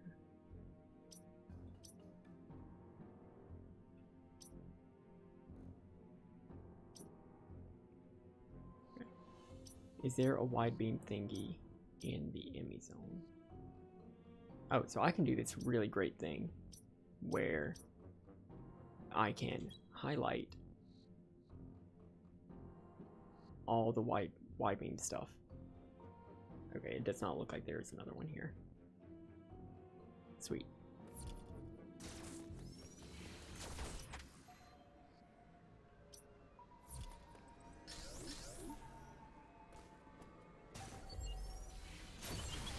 Okay, that was a lie. Shit.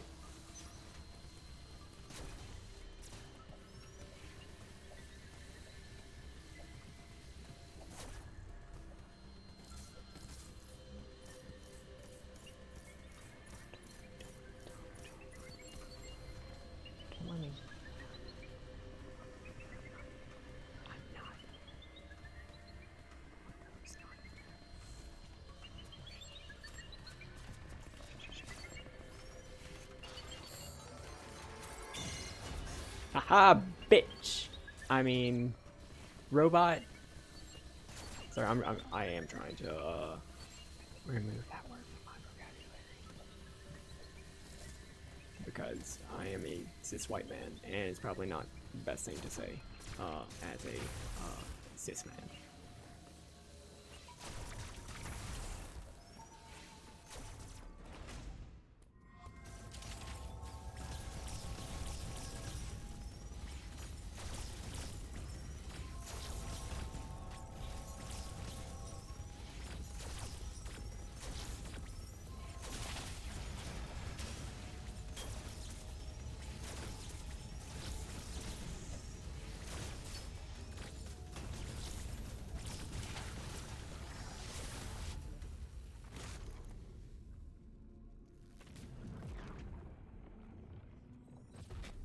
Alright, so now we need to find a place to be able to shoot this Emmy.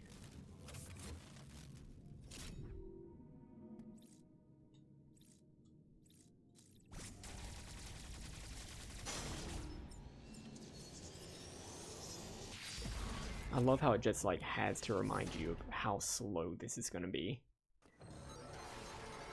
How much you just have to deal with the fact that this thing is coming for you.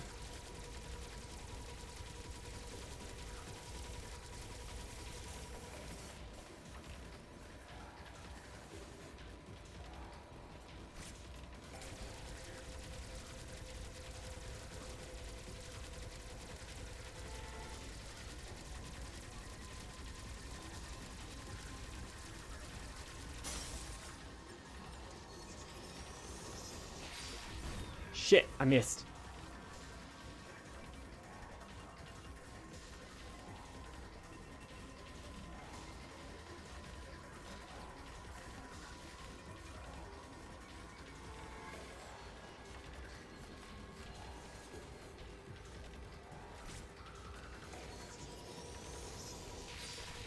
Shit.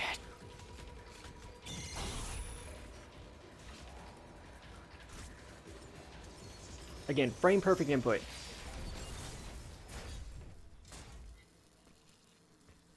So this was the enemy that threw a wrench in us because it could squeeze into very small places. I wonder what ability it's going to give us.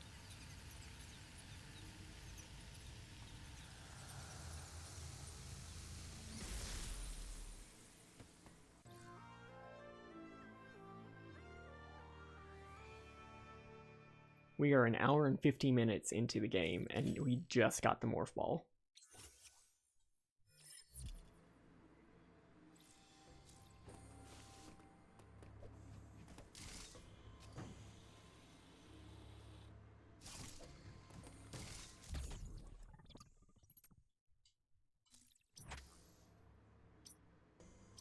Hey, the game's doing some really cool different things.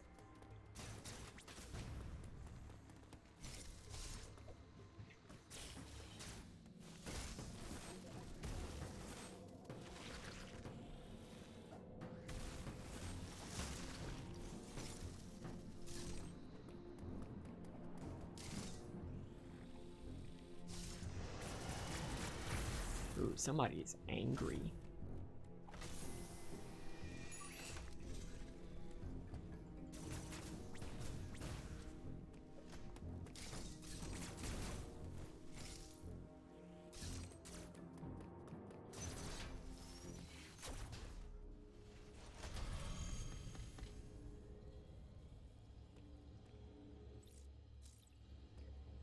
So it was at this point in the game where I got extremely lost and literally spent like 2 hours trying to figure out where to go next. Luckily, I remember now. It's right here.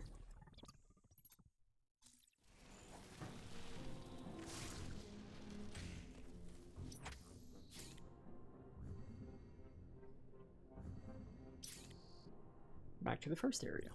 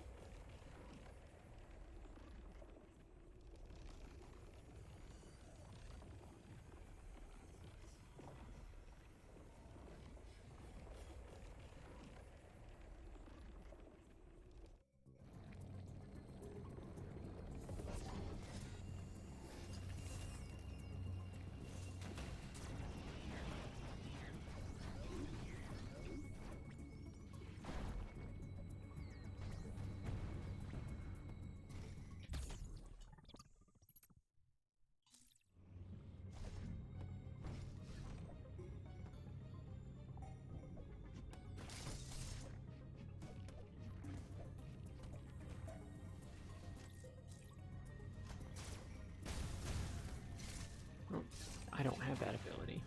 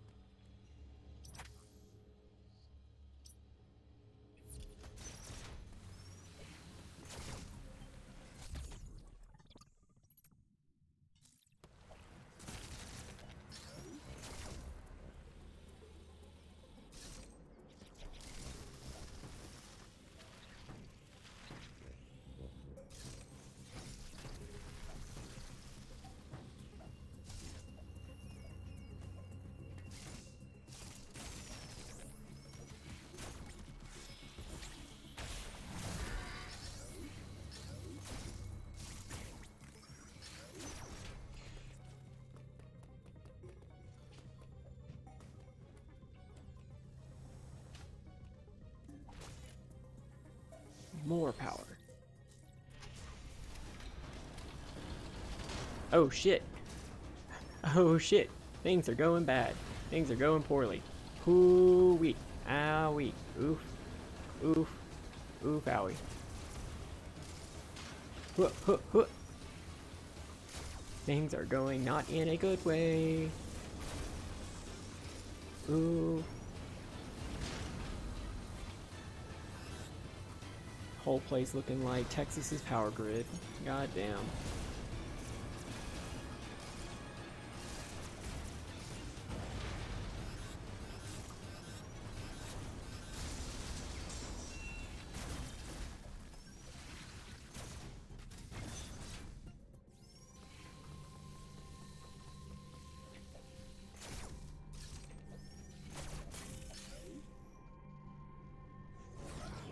Dang, lots of hot stuff. If only I had a suit that let me avoid hot stuff. Like that.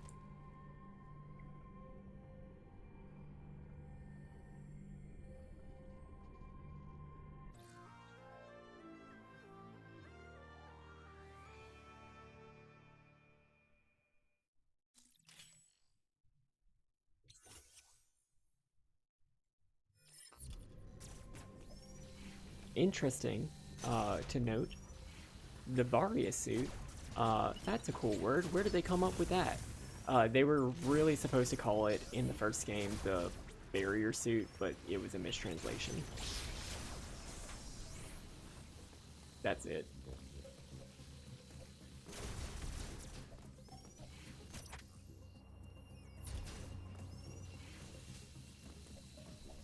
New suit.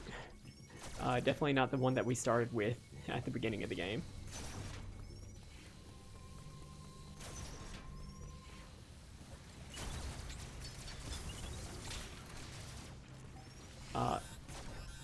Does not protect us from lava.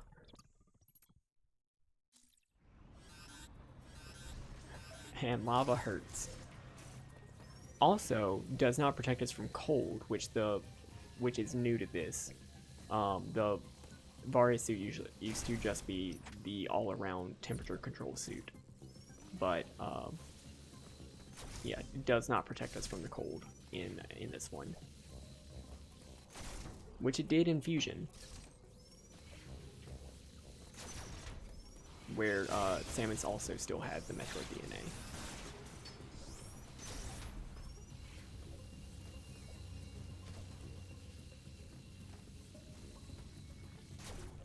Okay, so now we have that. Is there another hot zone in Artaria that we need to go to, or do we just need to go to Kataris?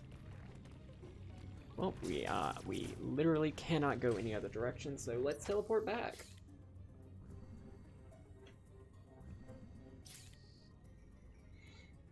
Smashing!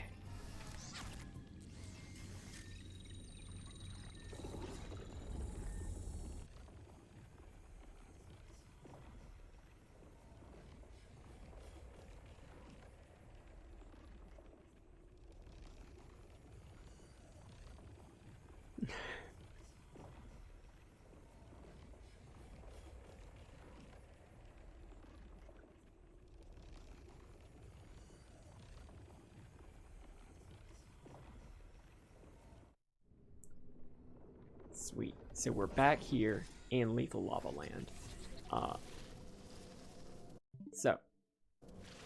I am going to take a very small break so that I can get up and stretch. I encourage you all to do the same.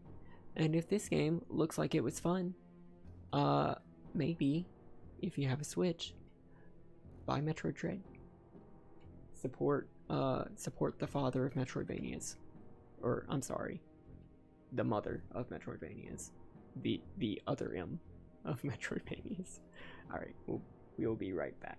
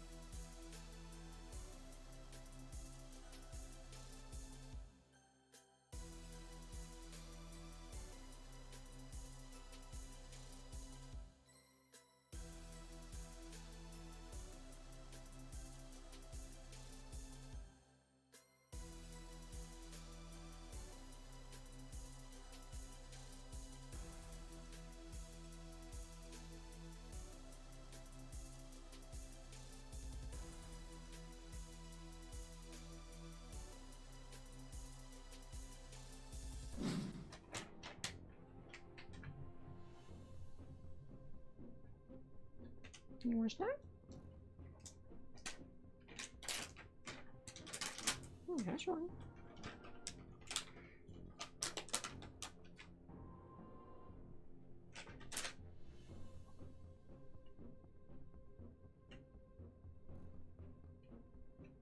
Taco? Taco treat?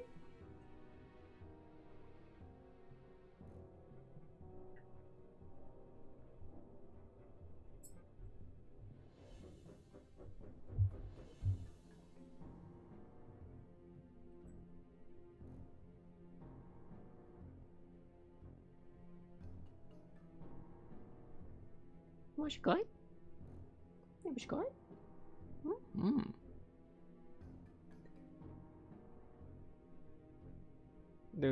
That is the first one of those that I've given her. It is very new.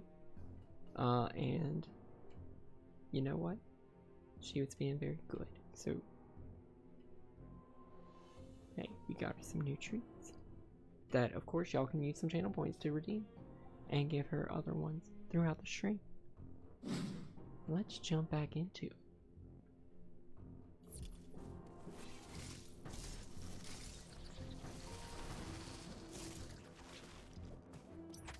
Alright, so we have the Varia suit now, so we can go this way. Hey, some guy was yelling here, right? We should probably check in on that.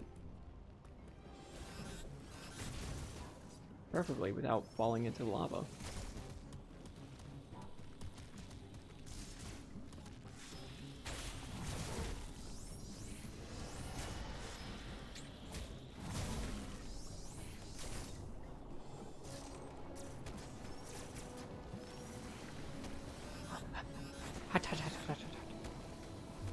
It's hot in Topeka.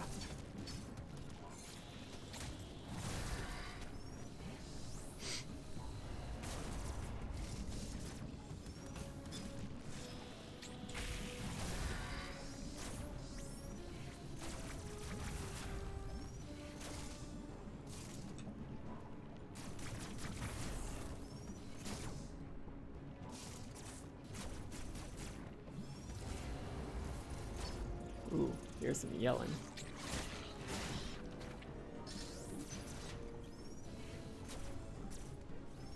There's some big ol' screaming.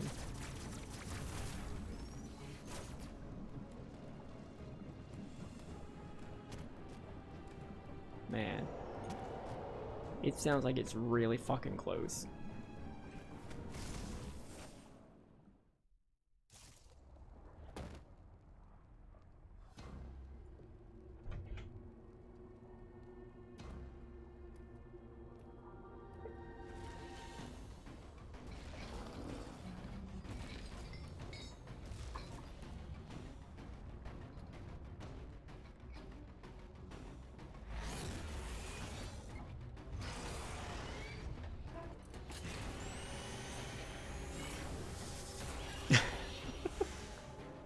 I love Samus so much. So this is Kraid. You may recognize Kraid from the Brinstar's death stage of Smash Brothers, from Smash Brothers Melee.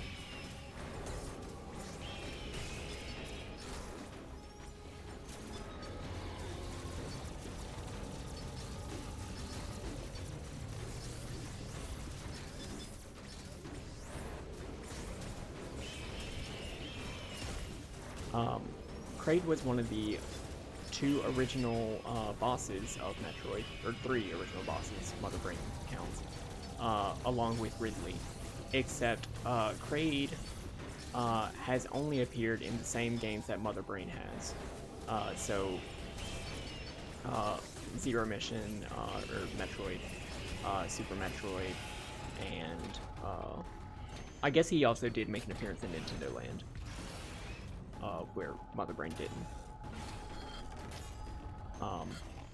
But yeah, this is the first time that he's returning in a long time. How is he appearing now? I don't know. They made it very clear that Super Metroid was where Samus definitely killed Ridley, and why she suffered a traumatic anxiety attack in Other M, where he specifically had to be recloned from particles on her power suit. So I would assume Kraid follows the same logic and would, you know, be very dead. But he's not.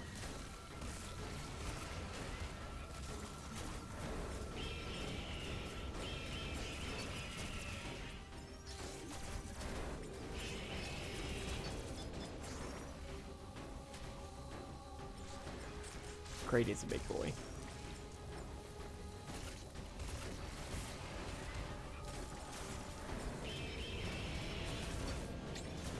Shit.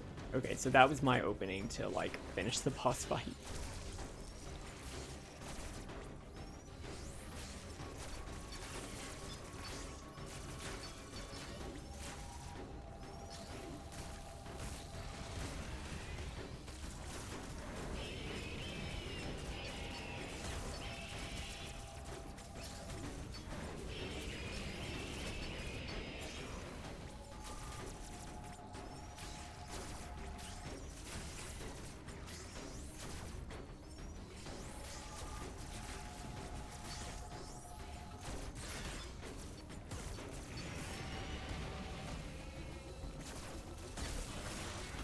Ooh, hate that. Never saw that attack before.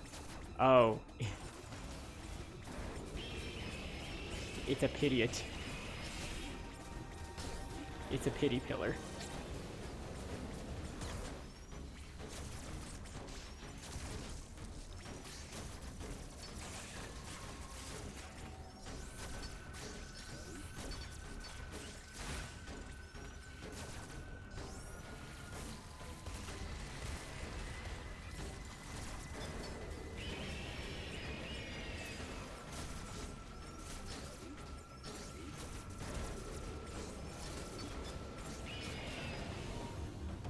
Oh, sweet. Okay, so we did it.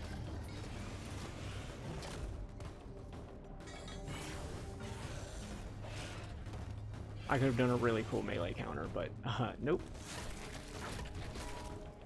Badass.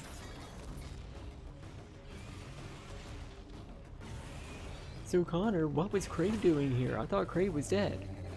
I don't know. I finished this game and I still don't know. I do not know how he got here.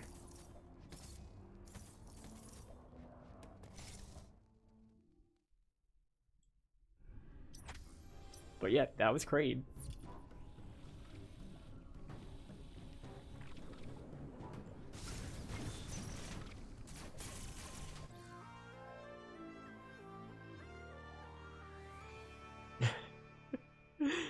Yes. The super boss, giant dragon, Craig.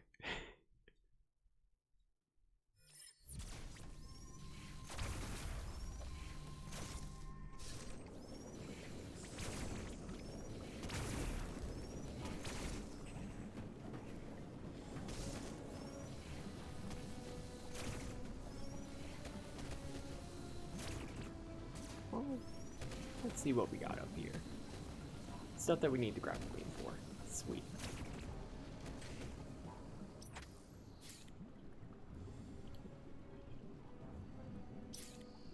So yeah, I think this is where I got at like midnight.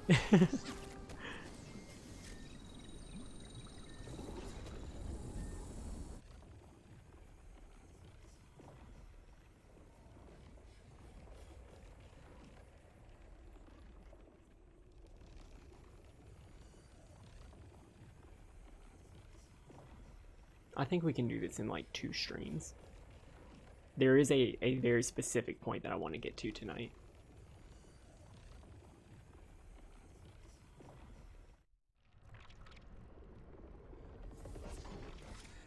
And it's basically halfway through the game.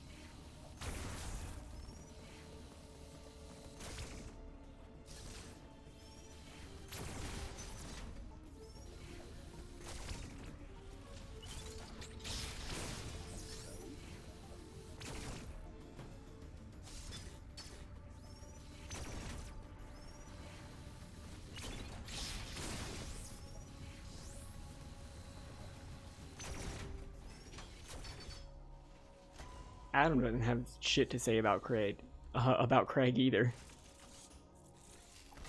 Uploading data. This area, Dyren, appears to be a biological research laboratory. You have already reactivated one generator in this area. There is another sector above you still suffering from the blackout. Find the next generator and reactivate it. You are slowly recovering your abilities. I have still not established what happened to you physically. Don't let your guard down. Your primary objective is to survive. Proceed with the utmost care.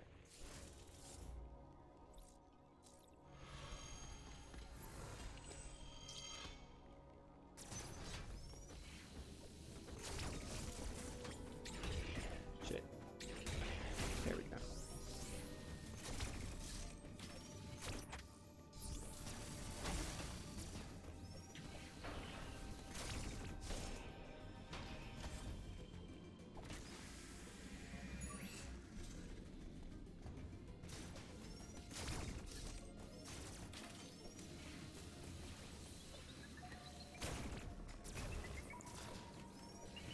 Maybe I should not be doing the things that I am.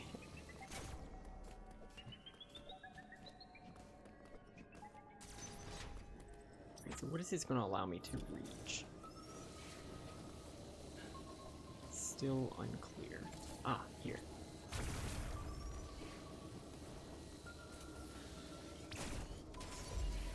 Shit. Amy heard that. Okay, this is a dead end for me.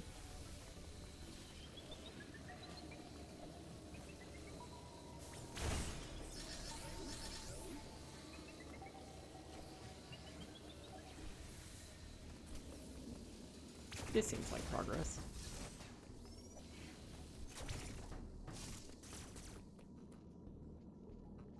That seems ominous.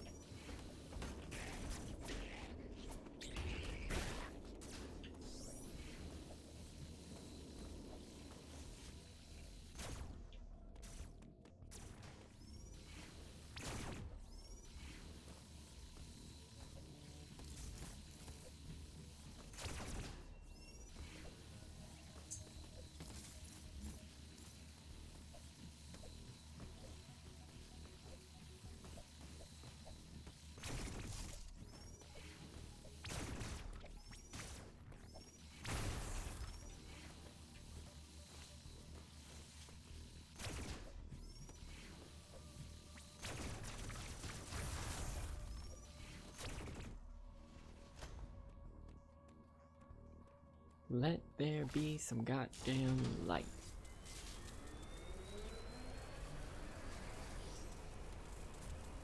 I'm sure nothing bad will happen whenever we turn on the power.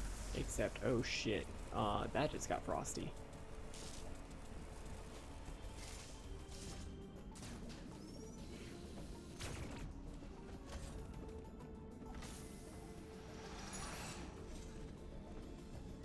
And cold will kill us.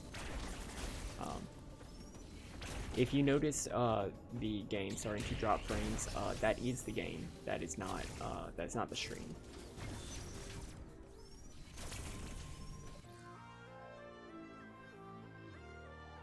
I'm doing a lot of things very quickly, and I haven't fully cycled the Switch's power in a long time.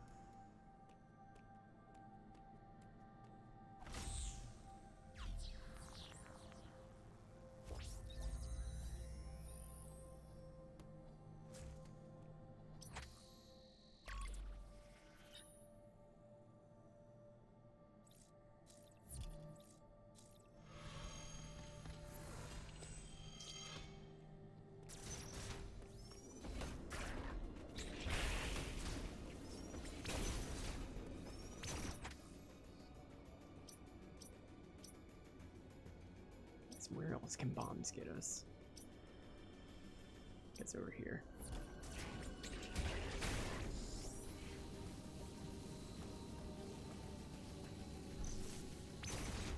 That thing will destroy us. Those are just really powerful. Oh, hello. Ain't I killed one of you before? Twitchy. I'm not twitchy.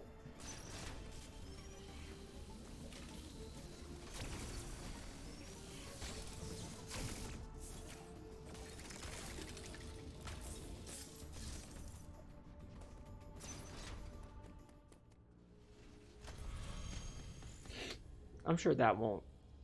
I'm sure that's nothing to worry about. It's dead.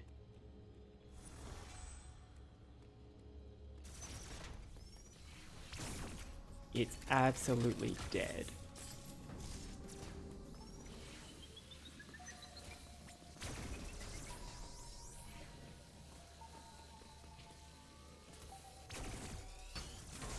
Shit.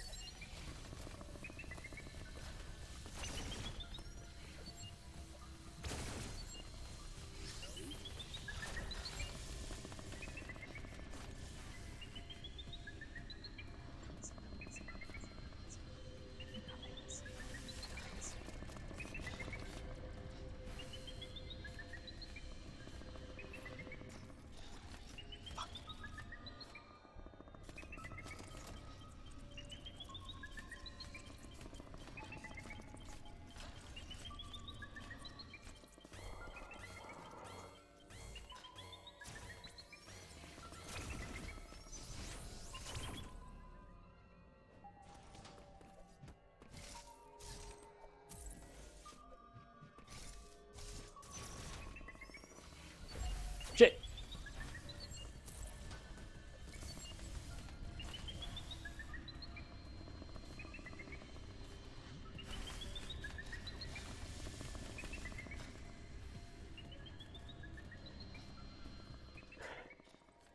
Whew.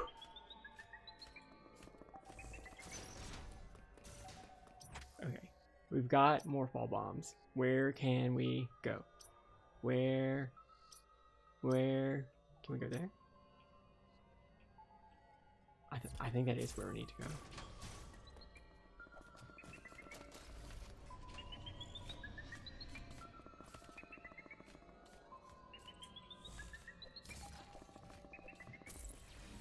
Yeah.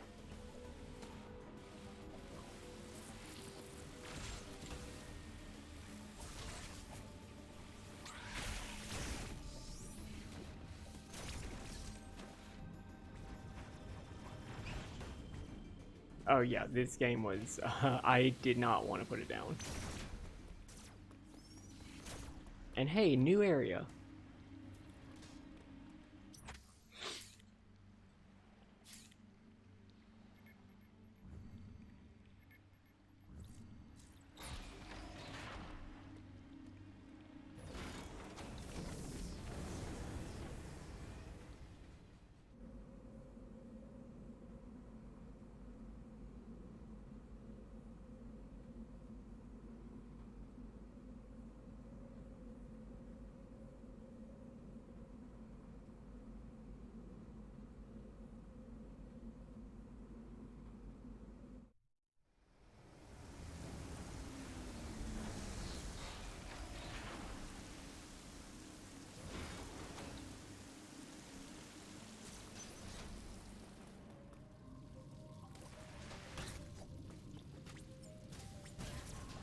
So this is just Wet World. Except not really. Everything is... Ho ho ho! Hello! And not everything is just one environment, which I do appreciate. After the last two new Metroid games were all like, oh, well, this is like your pyrosphere. This is your cryosphere. You'll just have one hot area, one cold area, and we're not really going to diversify that at all. they do a little bit more here.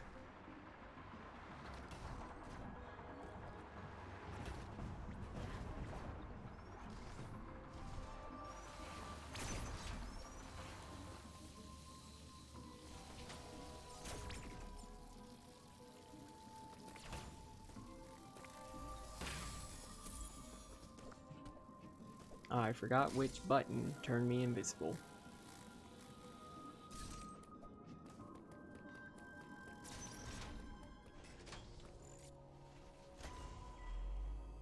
And yeah, you got your desert and your candy and lava slash Pepto-Bismol. Uploading data. The lower levels of Garenia are mostly submerged. You will need your gravity suit to operate there at full efficiency.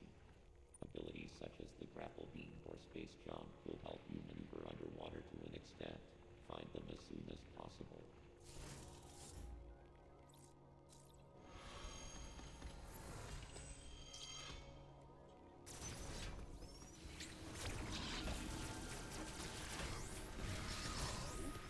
Least favorite enemy right here.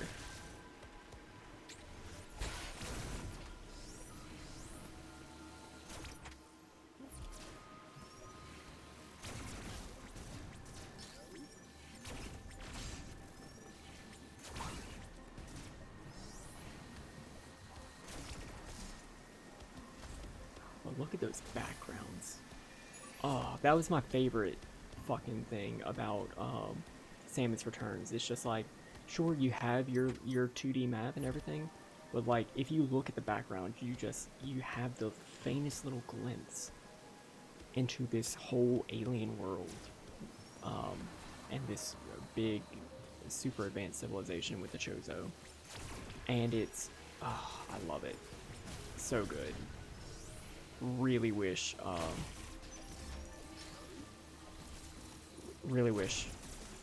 they would port Samus Returns to the Switch, because it deserves it.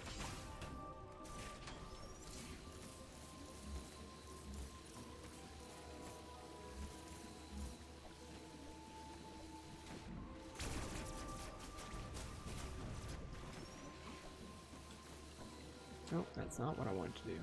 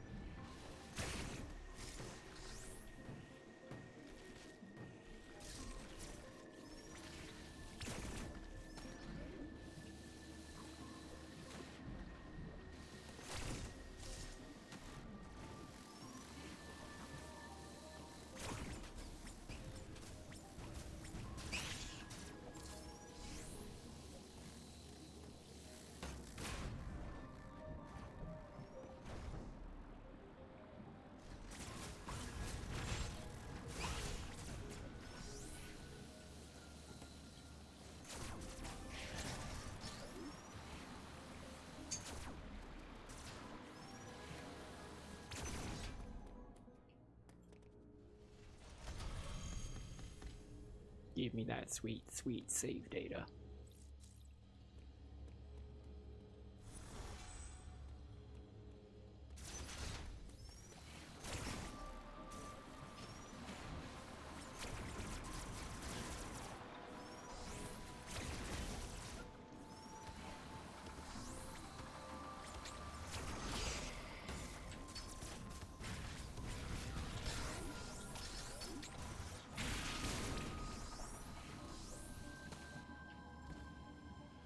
You comfy, lady?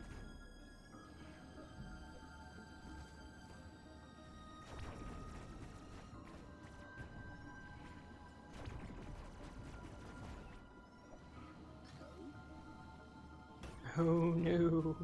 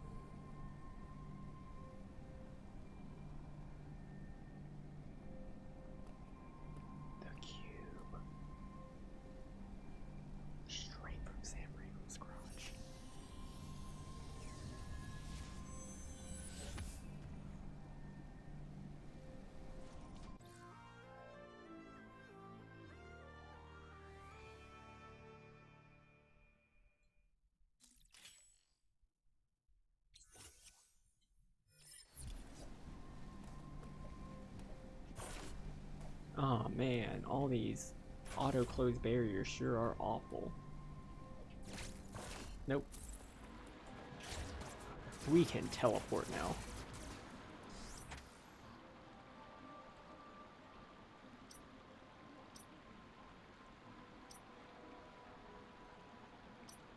So we're looking for shutters.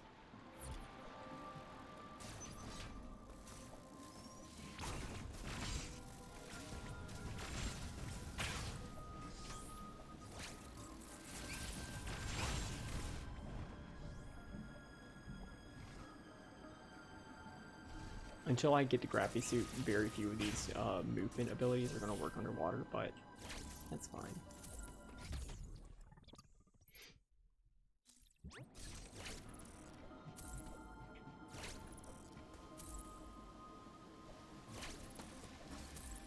Who needs underwater movement whenever you have Misty Step?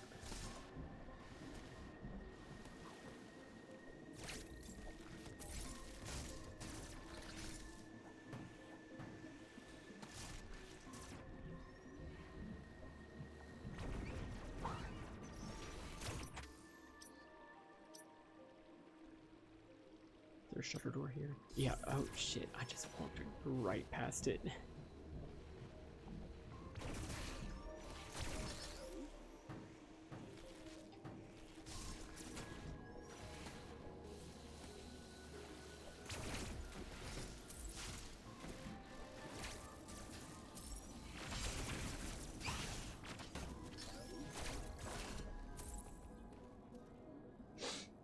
That'll also help us get past some of the other Emmy stuff.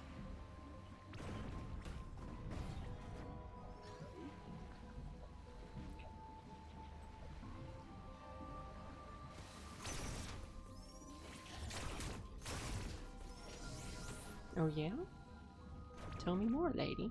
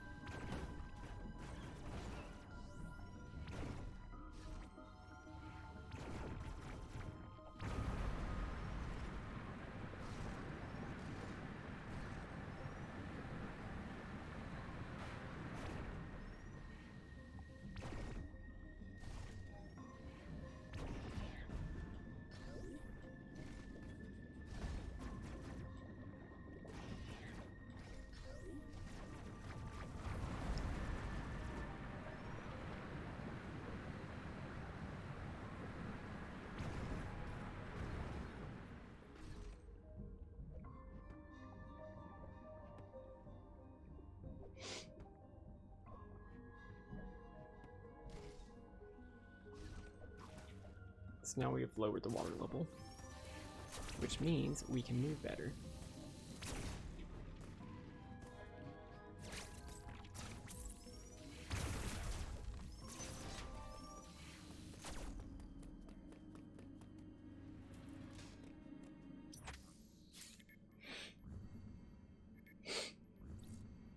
Yeah, there's the negative.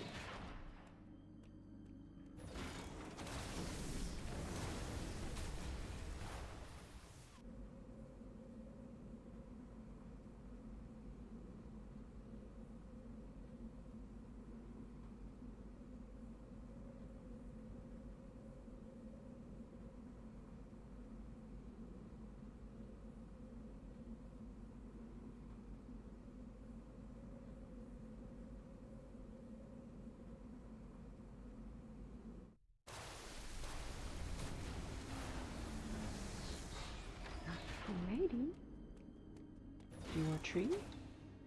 Do you want a treat?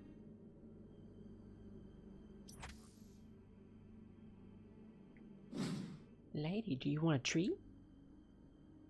Kid says we gotta give you a treat.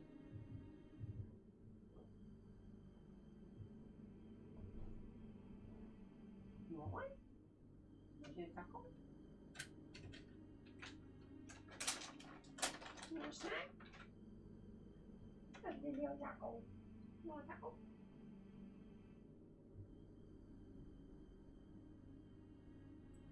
Yeah. Yes, you go. good. Thank you.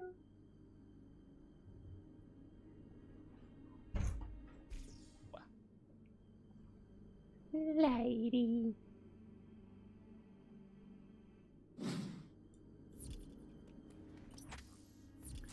No objections, right, lady?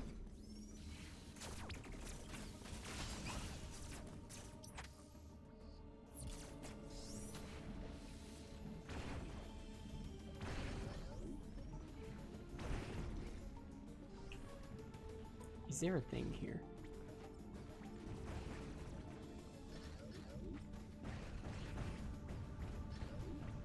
No, there's not.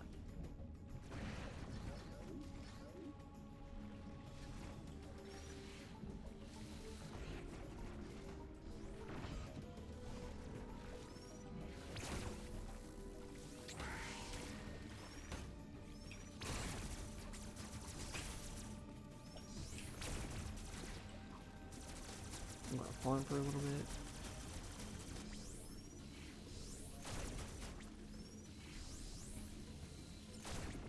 There we go. Hello. Huh, huh. That's the worst thing to happen to me right now.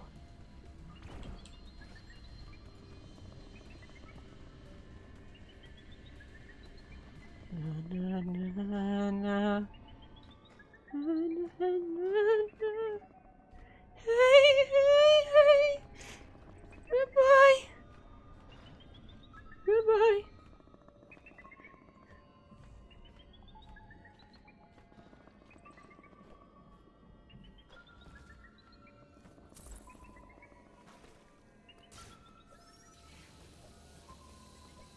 Sir?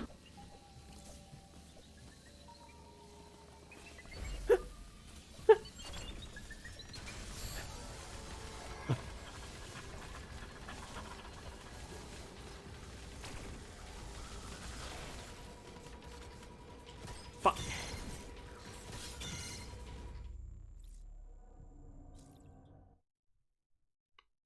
So it's a frame perfect input on a random pattern. The moment where the enemy is available to be counterattacked changes every time you trigger the encounter.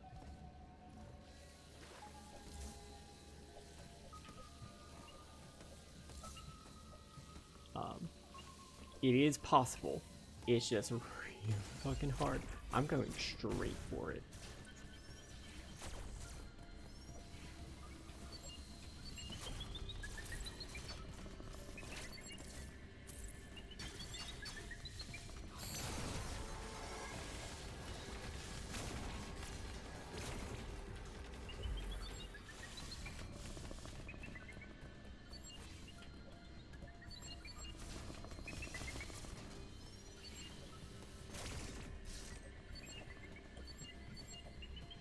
Round and around and around and around we go.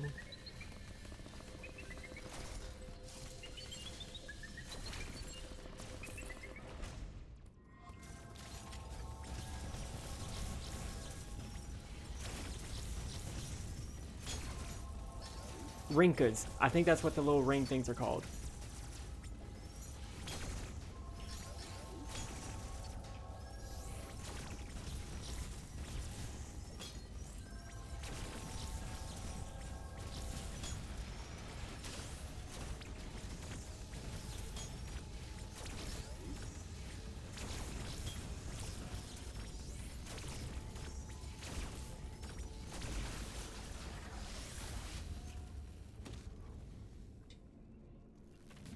Hey, you know that thing that we've been doing?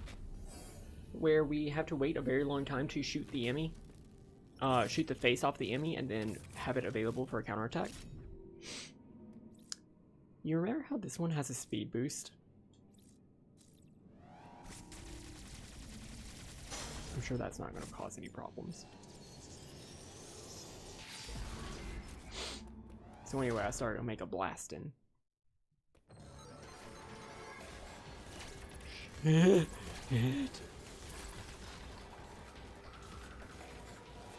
Everybody's Asians. Fuck.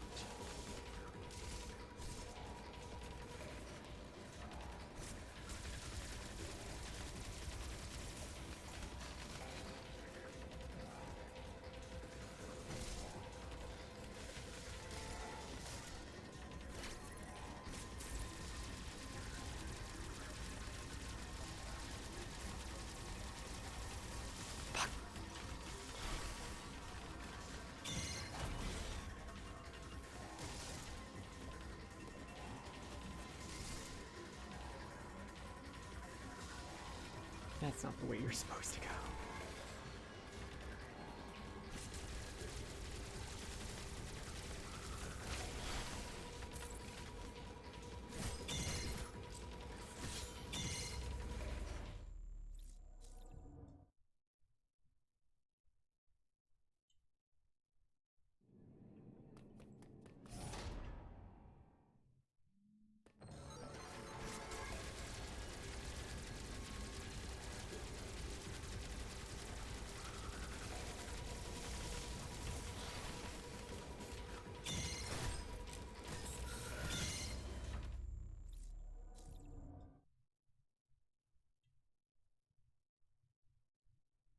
That's the strat. It's right here. Immediately start firing. But the thing is, if I lose target for like a second, it's basically over and I have to do it again.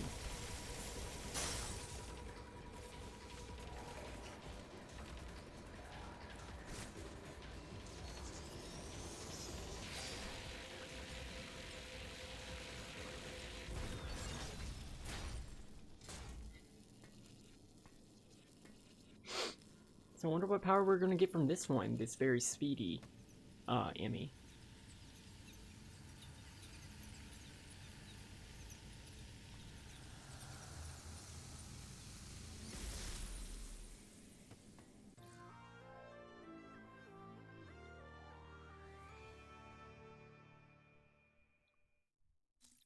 Honga humunga hungalus.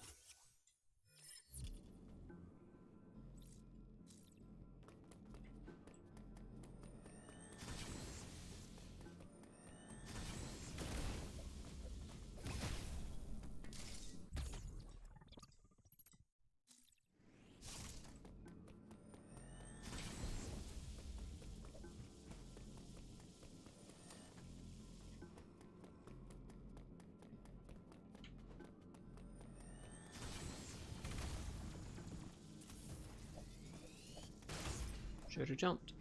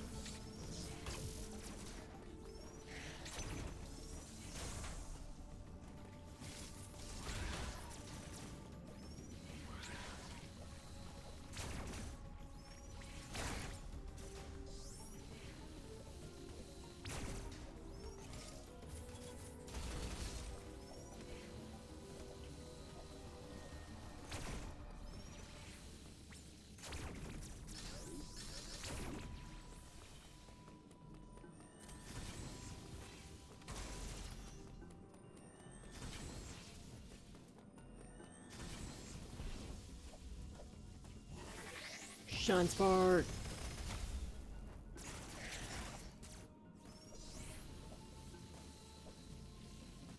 Best ability, don't at me.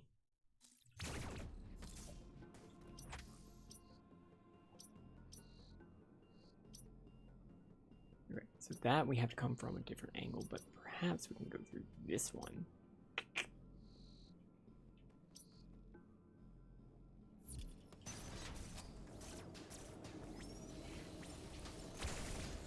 Someone's about to get banned.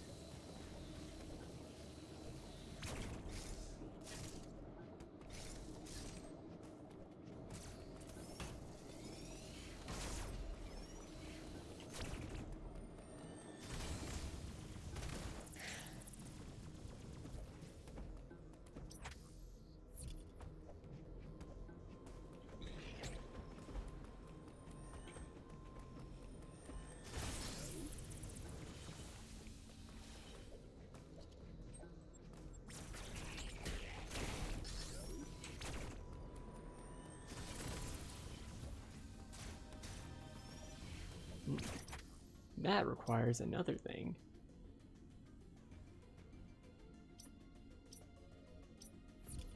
But perhaps I think it's not too far away.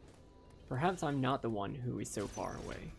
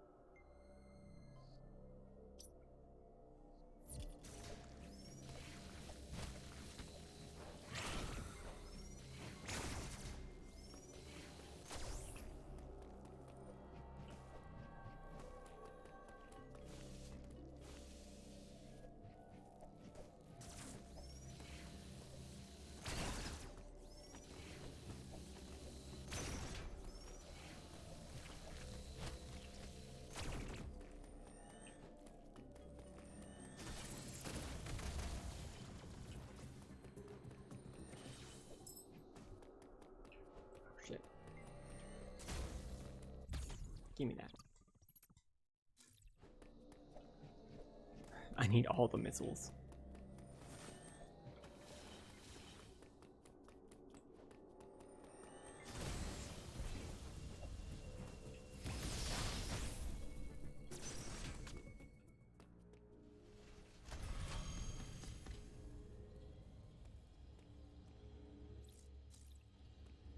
So we're doing this big like crisscross windy path through all the different areas, but like what we unlock is always pretty close to where we unlock it for the correct path, except here.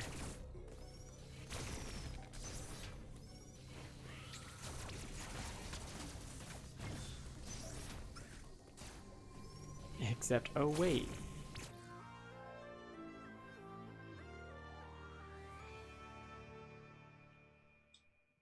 So now we have the grapple beam.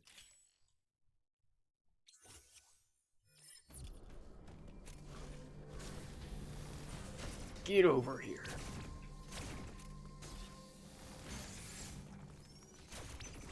I do absolutely hate using the grapple beam to swing though, because the controls definitely carried over from Super Metroid.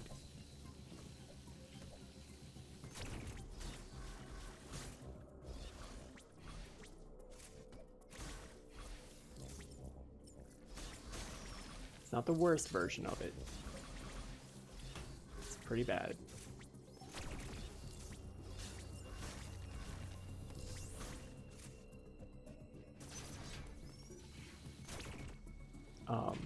So in order to use the grapple beam, I have to hold down the L button to make sure that I'm in the free aim mode and am not moving.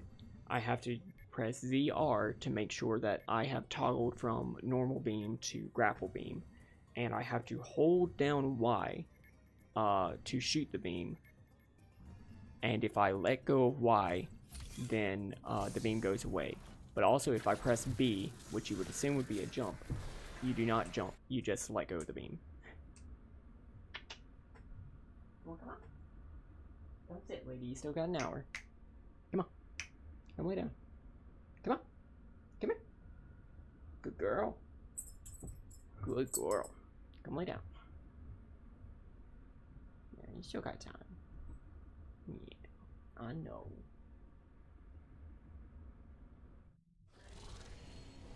It is more intuitive than a lot of things that they could have done. The toggle for it is very good compared to what they made you do in Super Metroid, which was you had to toggle between missiles, super missiles, power bombs, the grapple beam, and the X-ray visor.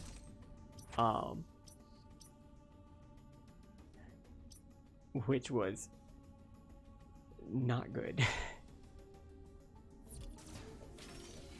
Hey, but now we have the grapple beam, so we can go back through that grapple beam door that we immediately found.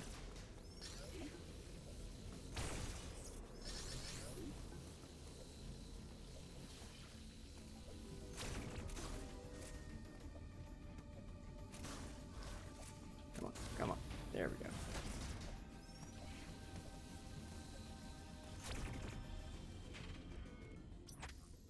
Who's ready for some more?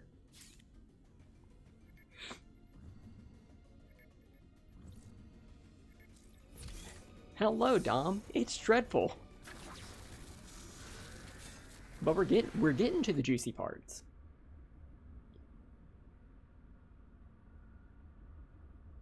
Like we're about to get a lore drop.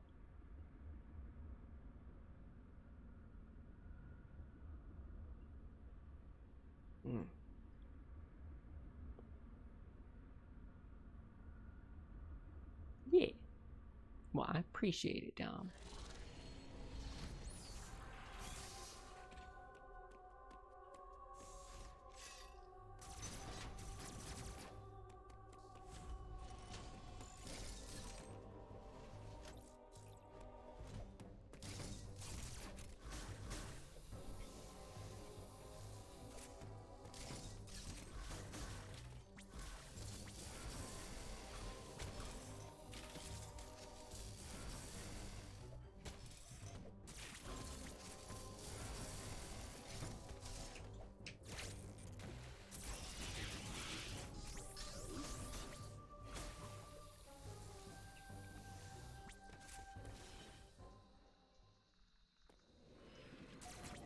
Amy's on already.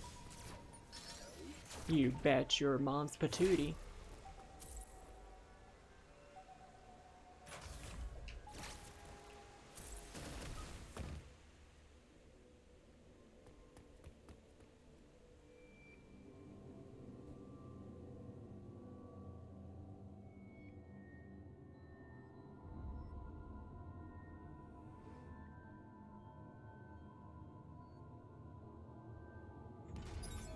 What? Who? The fuck?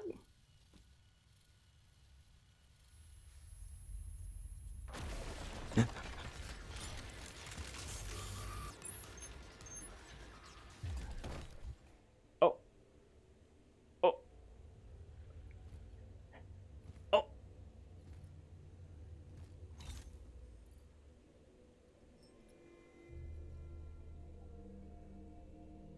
Holy shit.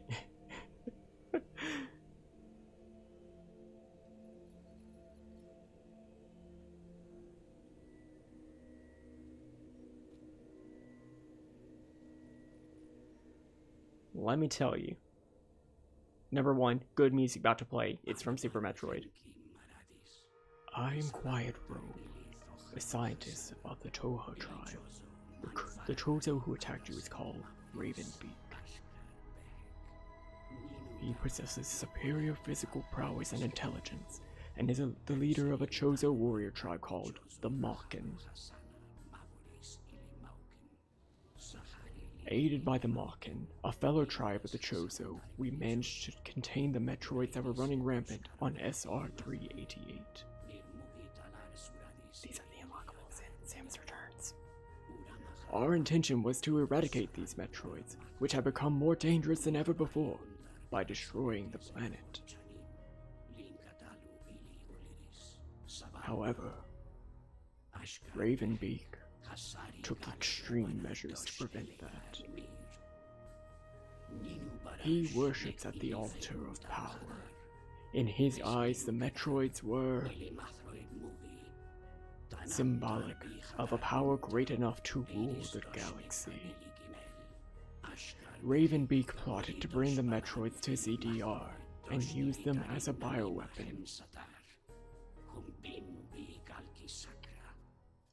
To accomplish this, he needed the Toha tribe, as we possess the ability to control the Metroids. For that purpose, I alone was spared. Ravenbeak and the Mockin tribe took me back to their homeworld, ZDR, in order to continue their preparations for gathering Metroids.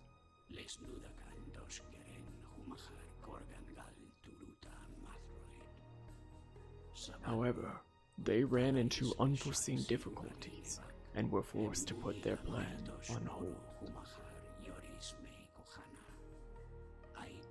One of the soldiers who returned from SR-388 was actually an X in disguise.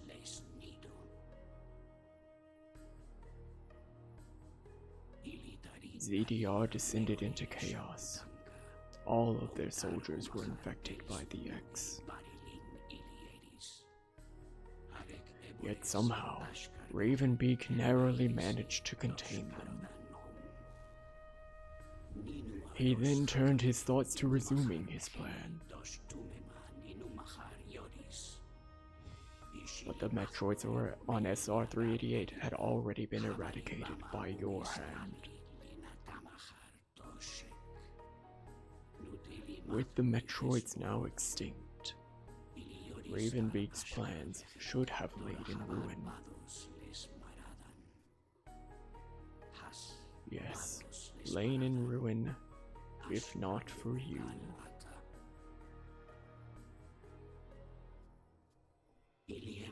The Emmy are being used by Ravenbeak.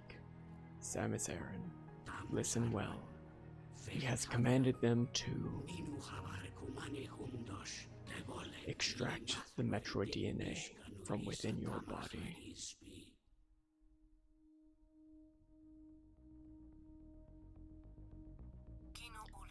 Don't worry, I'll end this once and for all.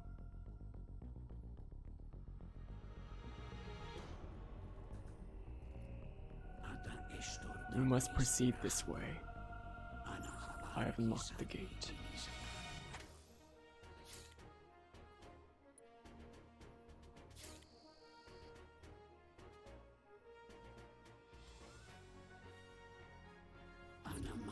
I am counting on you, Samus.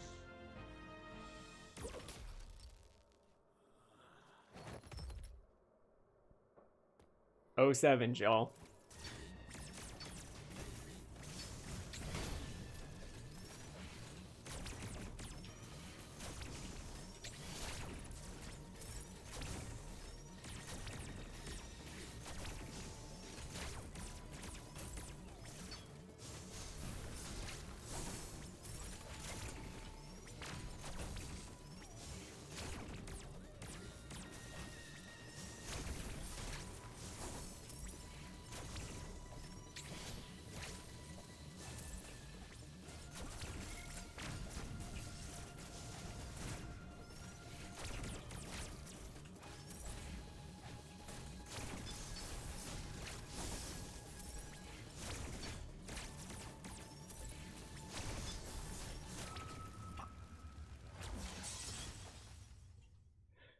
Okay, let's dissect what happened there. I don't know who this is. Nobody did. But let me tell you how fucking you could hear thousands of Metroid fans cream their pants the first time that we saw a living fucking Chozo in the Metroid Dread trailers, because like they had always been a thing in the Metroid series, but oh my god, it was just like an unspoken thing that they were not going to be seen in the games. They were always just going to be in the backstory. But no, we saw him, and we were all just like, oh my god, what the fuck? Because in Samus Returns, you could, if you got 100%, you can unlock the Chozo memories, which were basically those like title cards that were in that flashback of the Metroids being created to combat the X parasites on SR388, and then some other team coming to the planet and then ganking them. So yeah, this provides a little bit more context to what had happened there. So who was he? He was a member of the tribe on SR388 who had created the Metroids.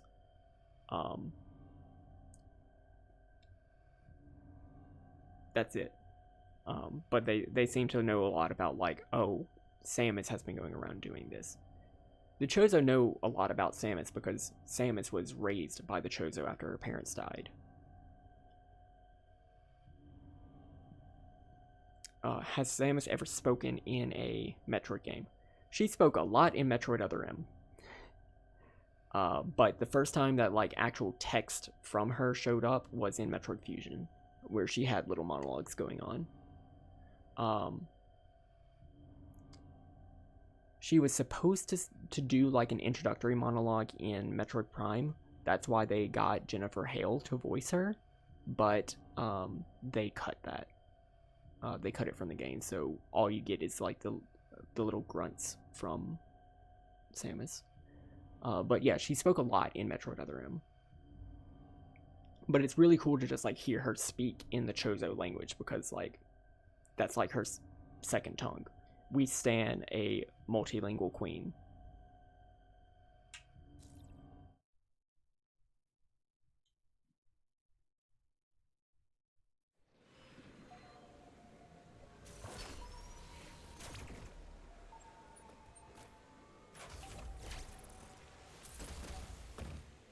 I had to redo this fight a lot in my casual playthrough.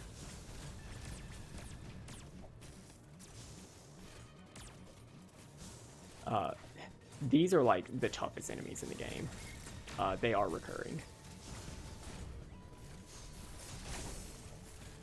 That little red slash does so much fucking damage.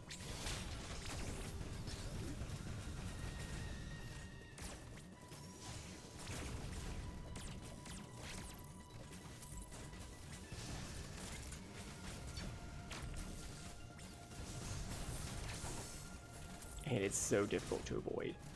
And like, you don't really want to avoid it because it's the exact same attack pattern as the only counterable attack. But like, that did a whole energy tank, like all his attacks do. There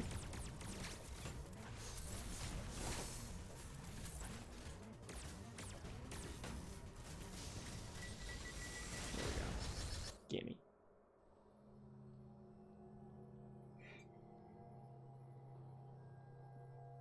O7's Quiet Robe.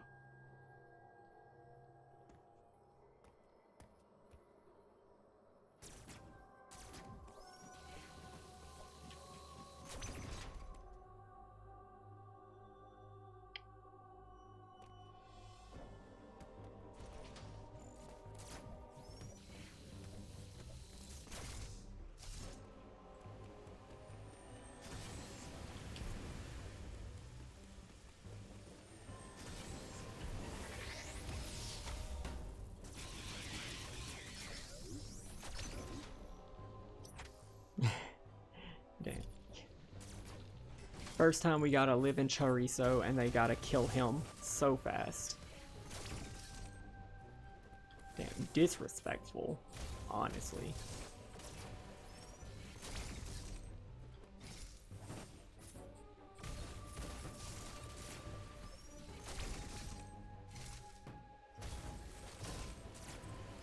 Oh yeah, I don't know how to do that.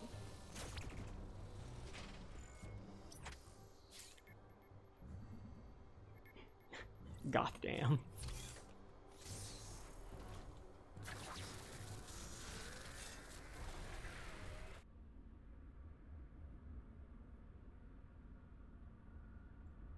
So, yeah, apparently, uh, yeah, that transmission that we got that there was an X on the planet, legit.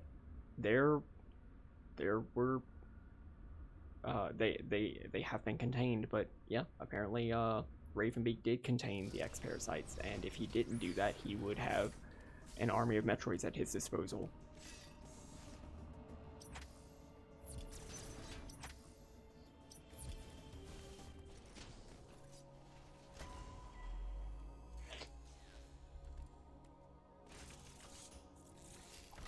Uploading data. Our Fopop friend has explained much. We now know why the enemy are pursuing you. Samus Aran, Ravenbeak lured you here. He wants the Metroid DNA that exists only within you. I have confirmed that Quiet Road has deactivated all remaining enemies. You should now be able to reach the surface unthreatened. Yep, I'm sure we won't have to encounter any other Emmy at all. He's deactivated them all. They won't be a problem. The route Quiet Road opened is in Durenia. Return there immediately.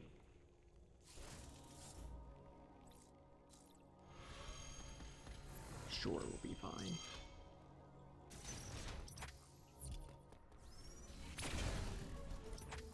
Okay, so we need to go back to Berenia, which means we need to go here.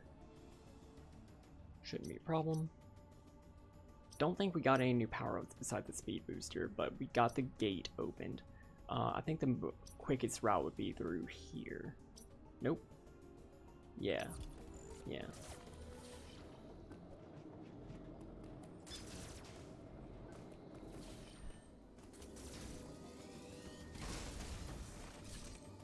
Let's open this.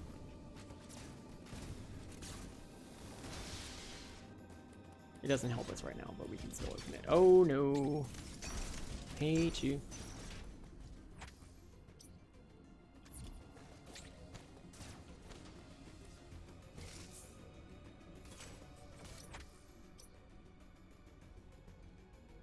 I could have tried to open that, but it doesn't matter. You're so dead? Good. Good. Good to know.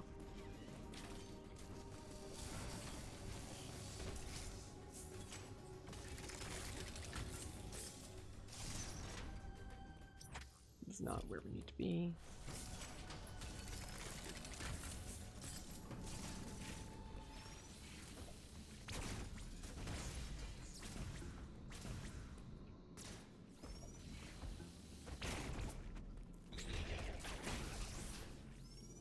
Ooh, I need an energy recharge real bad.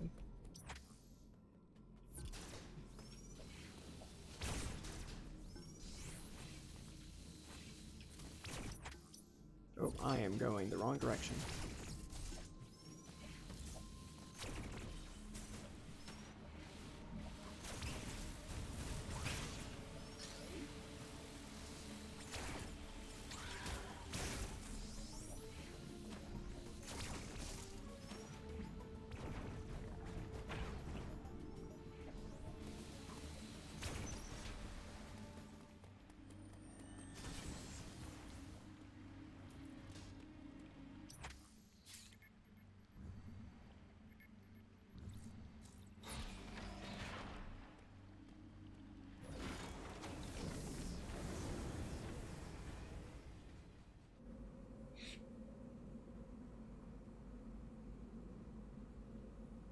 So yeah, we're about 3 hours into the game, and you know, there's a little bit of context, but we really haven't seen anything that wasn't already shown off in any of the trailers.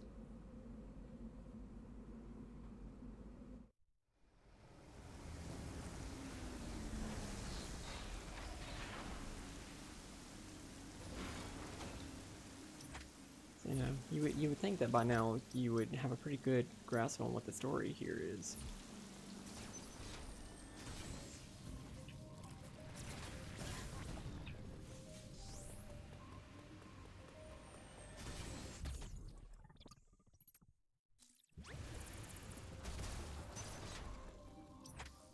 Love those shortcuts.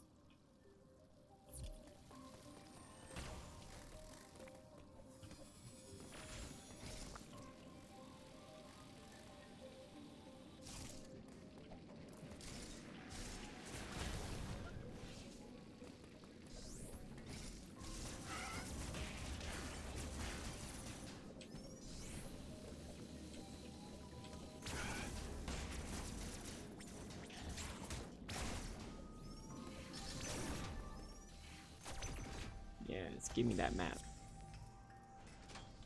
That sweet, sweet map data.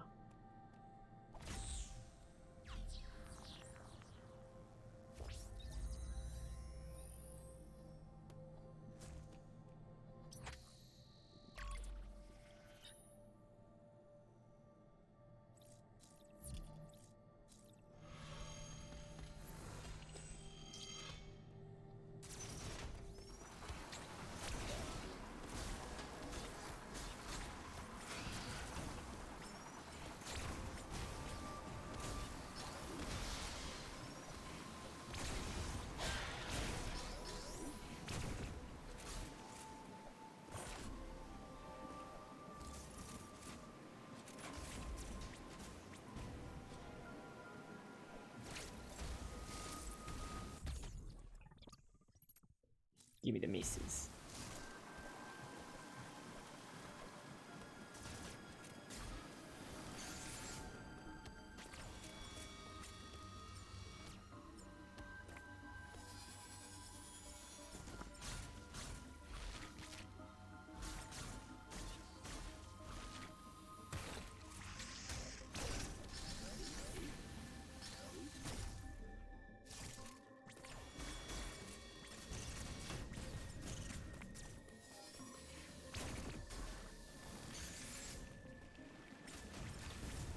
There are tentacles and shit everywhere.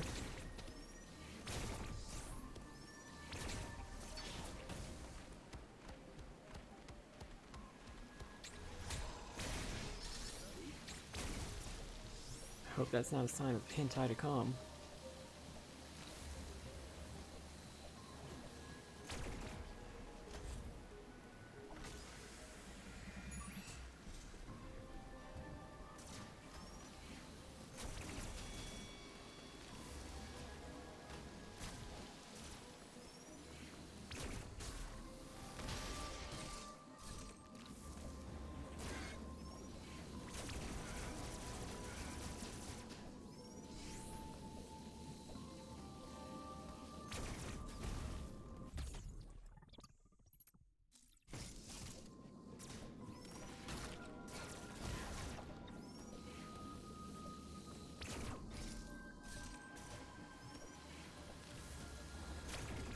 We came in through that way.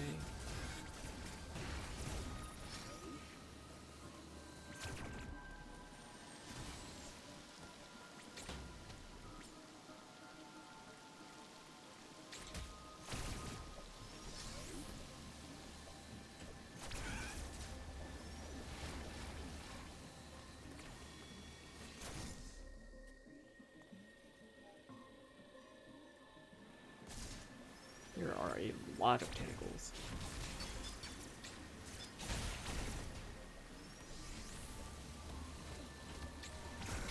One could say too many.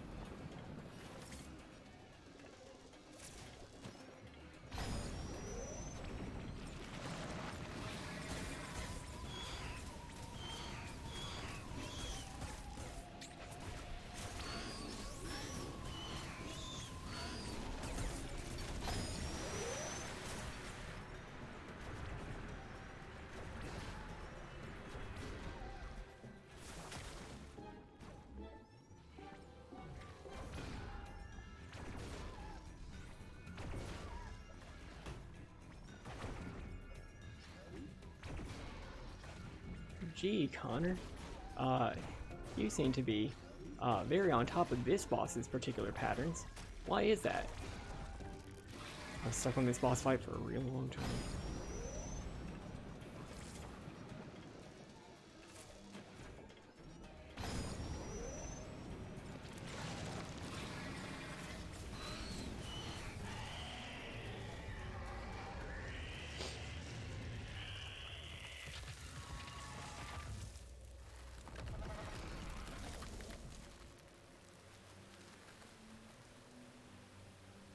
Shit, it's that easy? Look, I was getting hit a lot. The attacks are very difficult to avoid in the water.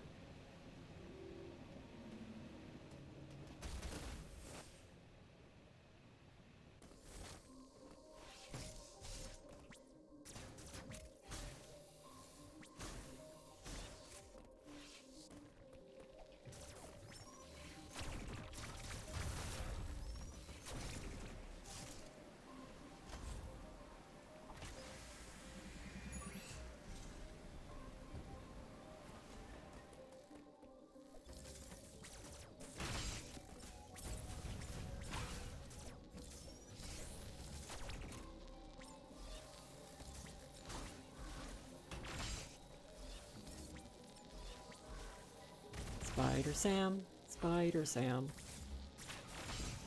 Not a spider, name's not Sam.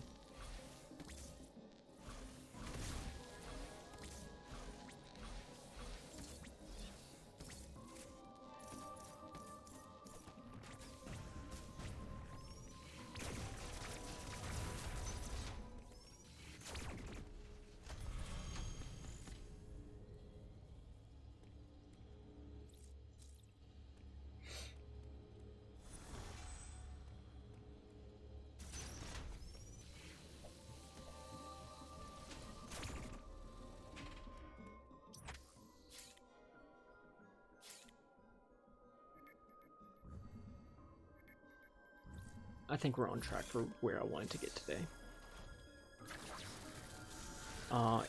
If I'm proceeding at the pace that I think I am, this is going to be a 2-stream thing, which means we should still have a couple of Spooky Month streams in October. So if there's a game that y'all want me to get spooked at, maybe post it in the Discord. Because I was planning on this to take I was planning on having being very stuck and very lost for a lot longer than I originally was.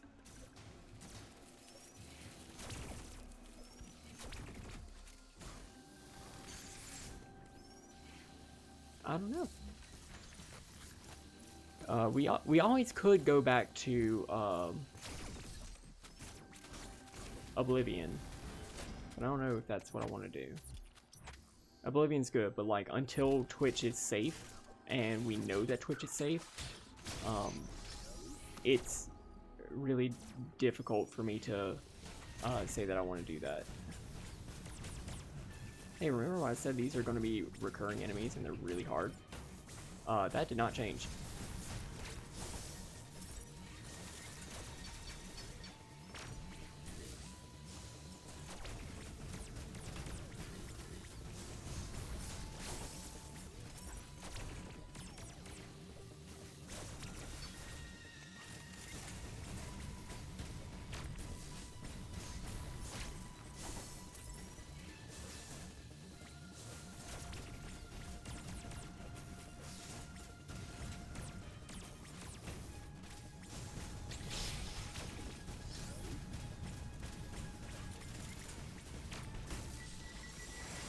Hot.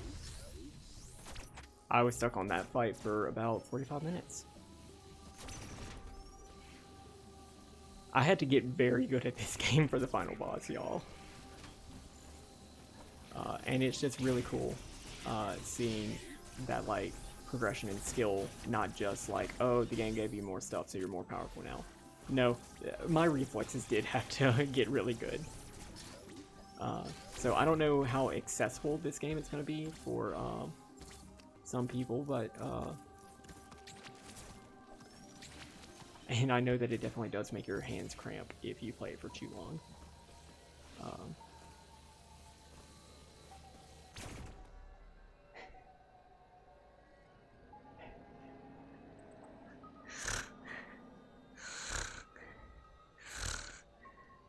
Hi, Emmy.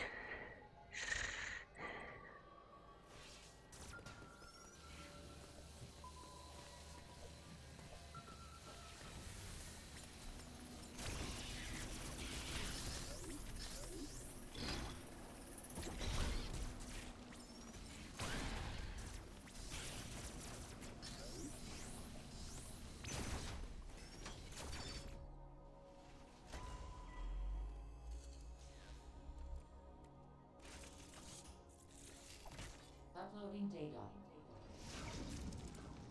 Samus, you are approaching the surface.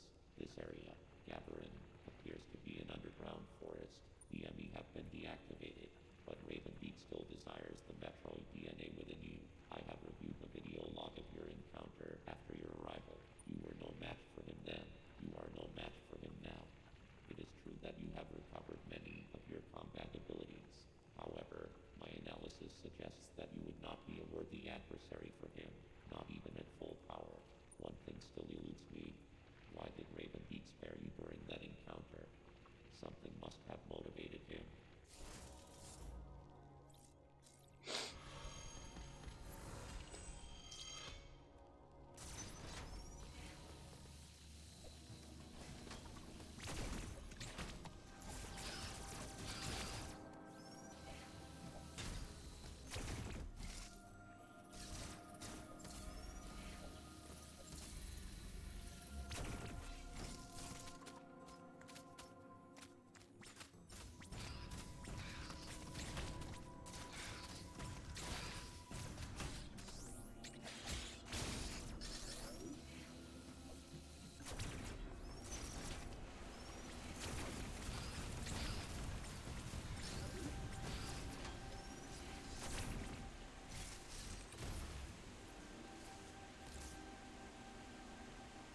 I've done Majora's Mask actually.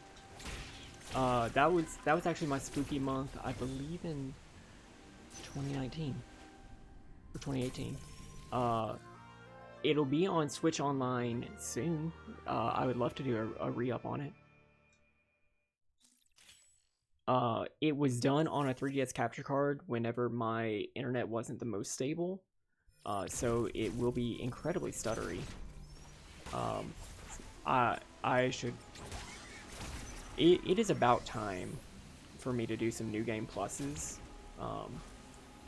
I think I'm gonna start that whenever Bayonetta 2 or whenever Bayonetta 3 gets a actual release date. Because my very first stream was Bayonetta, and it only seems right for me to start off with that.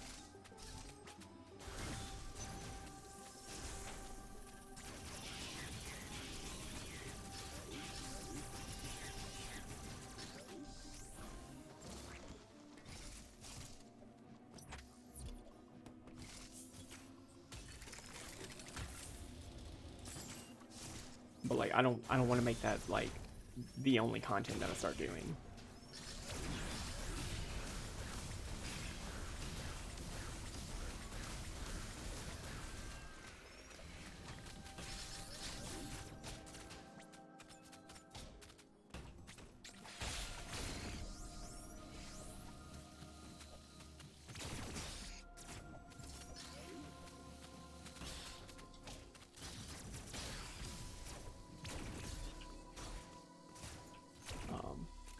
Yeah, my first streams were Bayonetta and Bayonetta 2, and Skyward Sword. I know that Skyward Sword HD exists, and you know could be a thing to do as well. But man, I just don't know if I can do that to myself again.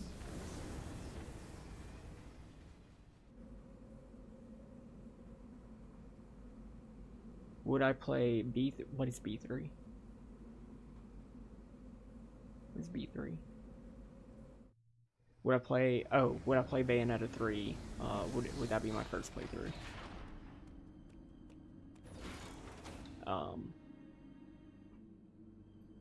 Maybe.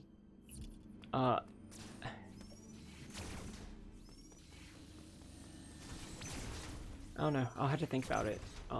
It depends on the day. Depends on the timing.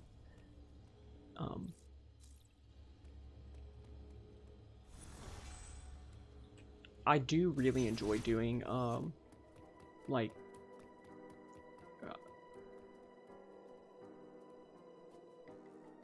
I do enjoy experiencing some games for the first time on stream, but like y'all know I like talking about the world building and everything.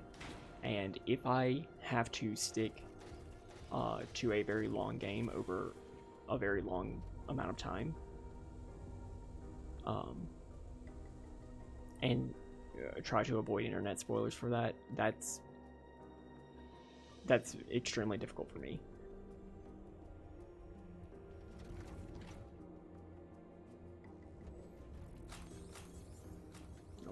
Like if I were doing this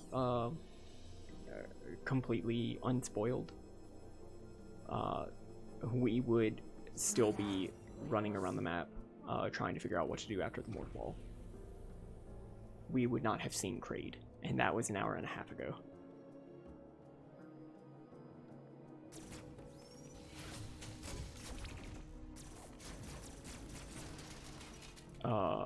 Oh, this is spooky.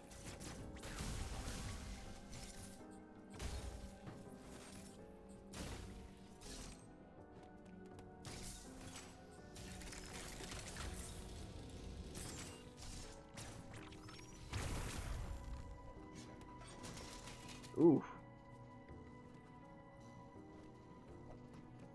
What the fuck?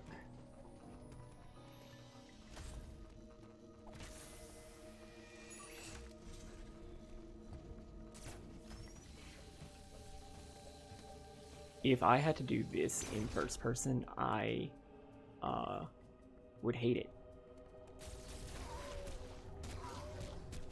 Oh.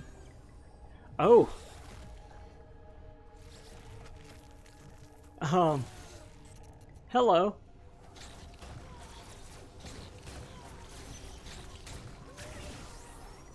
That wasn't in the trailer.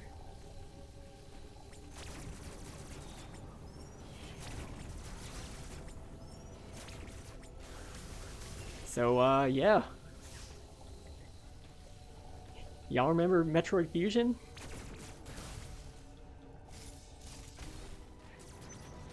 Cause, these are fucking X. These are X parasites. Hello. Hello, you in the background with the scary eyes.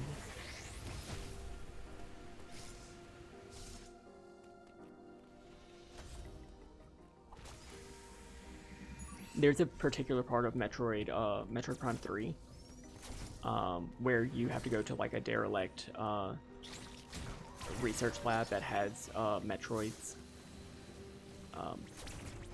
It's awful because you have to just walk through in first person, and you got Metroids jumping out at your face. You have to go through some like spaceships where like a whole bunch of people got killed. Yeah, Metroid Prime 3 had some very scary stuff to do in first person.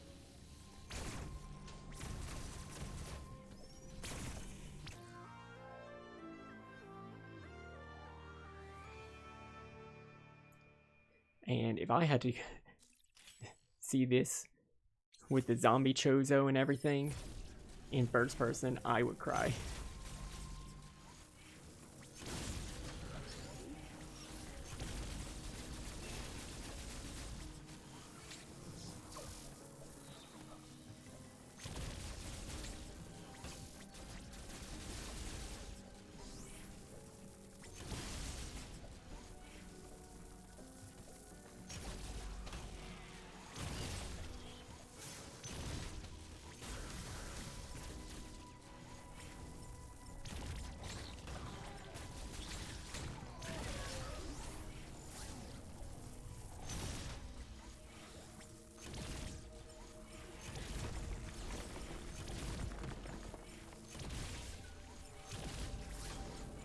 It is very cool to see like the X not in their sprite form. It's really cool to see them in 3D.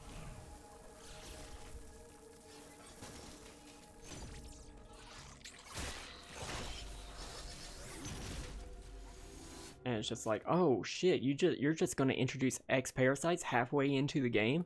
Yes. Yes, they are.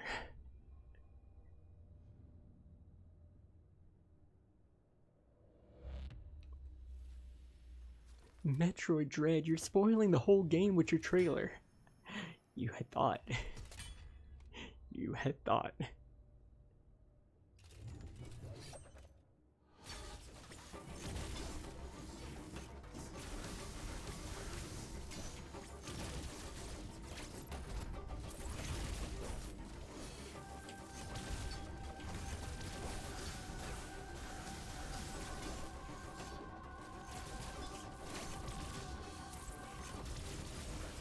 Muscle memory took over, and I'm so used to doing these fights whenever I have like the space jump.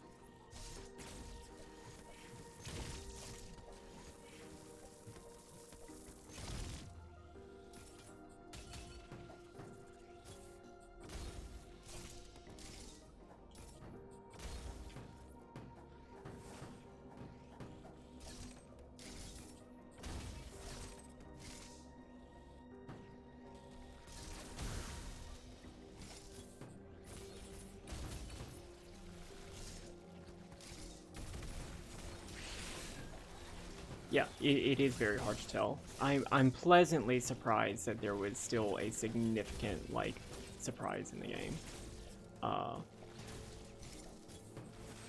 Because I was expecting to something very different than having to see a section that has some very scary parasites.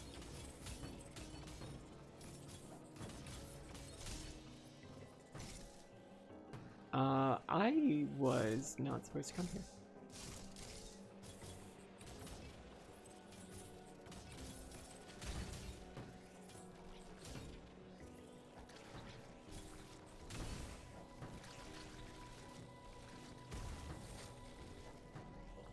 Wasn't I?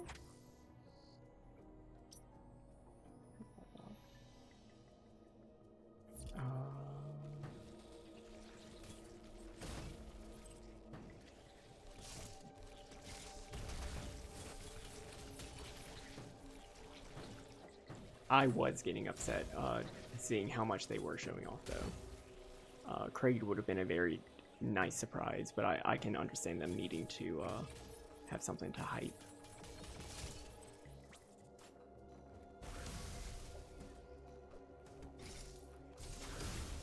Ah, I see.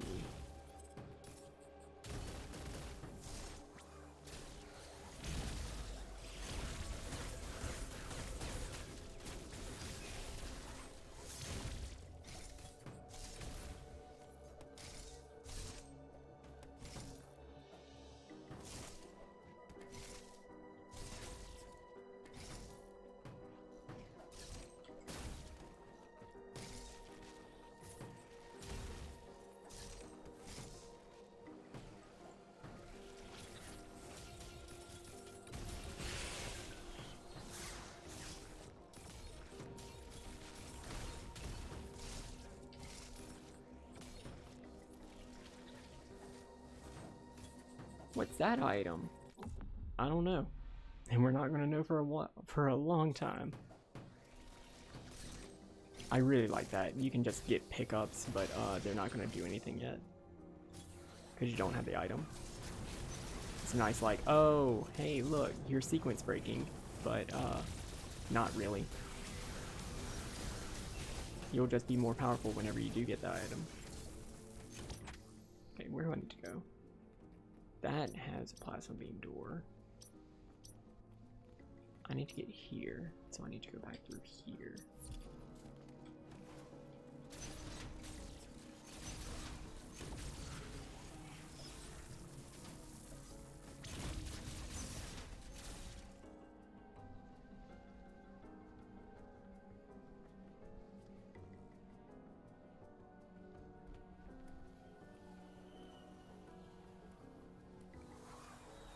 Uh-oh.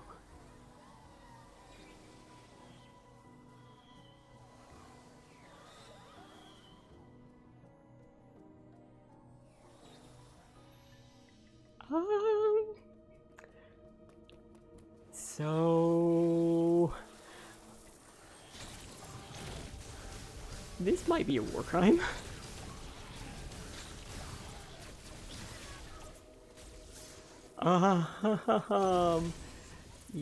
We did. Uh-oh. We did an uh-oh.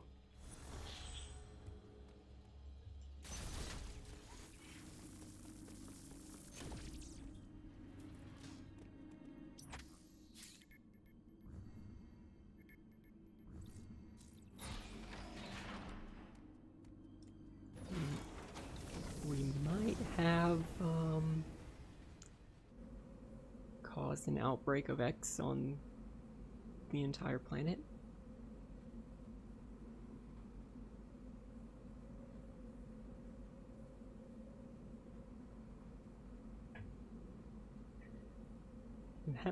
That may have happened.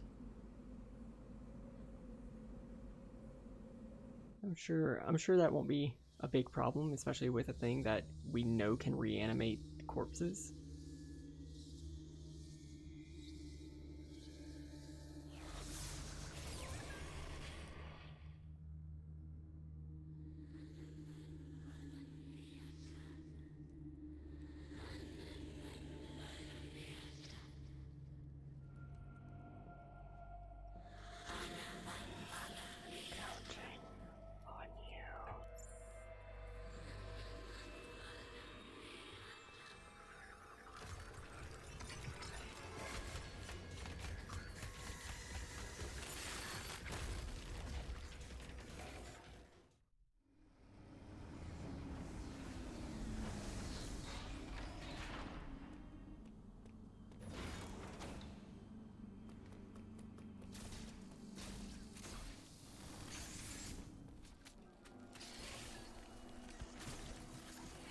We can watch that outbreak happen in real time.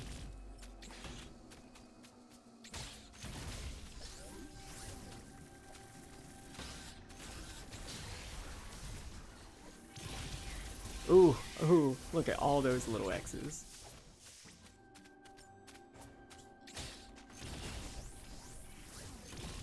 Ooh, ooh. It's, ooh. Ooh, things are bad. Things are bad. They are very bad. Hey, Adam! Adam! Help! Uploading data. We did a war crime! The X have been released from their confinement. They have now scattered across the planet. This is no doubt the work of Ravenbeak. His motives are still a mystery. But your Metroid DNA grants you immunity to the X parasites. You can even absorb them.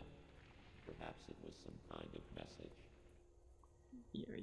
Yes, Ravenbeak was in control of the containment. They did it. They went out of their way to say that he was responsible for the containment. And the door just like opened whenever we got there. Yes, it was Ravenbeak who released it. It was not Samus. It is not Samus who released the X. That is very important to note. We did not do a war crime. Regardless, the X are here. They are overrunning the planet.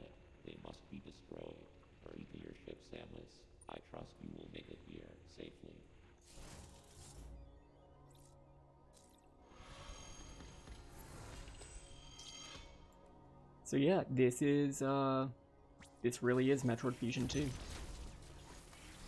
The better Fusion.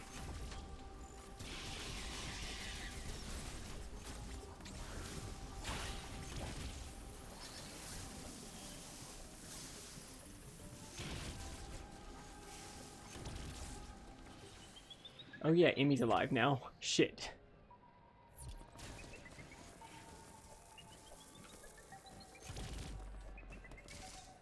Wanna know what I should not be doing? Shooting.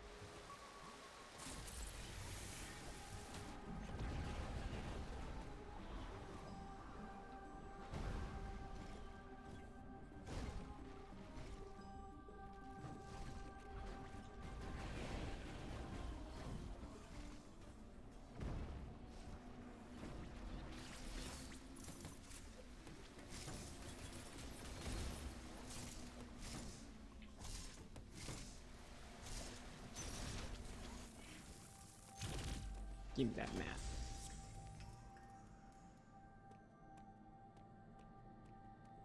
Yeah, so that is the point that I wanted to get to in stream, the releasing the X, but you know, this game is very fun. I have not been able to put it down, so I'm gonna go the full time. And you know, whenever we hit the top of the hour, then we'll find a safe point and call it there. But we can still make some progress. Darby Emmy.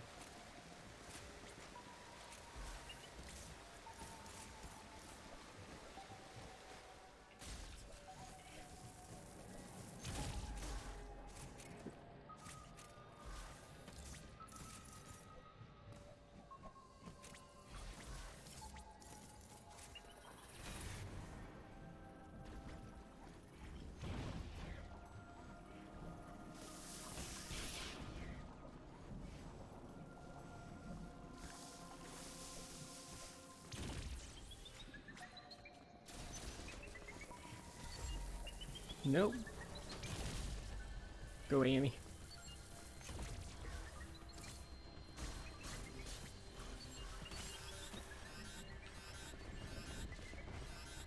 Yeah, so this one can freeze us with a look.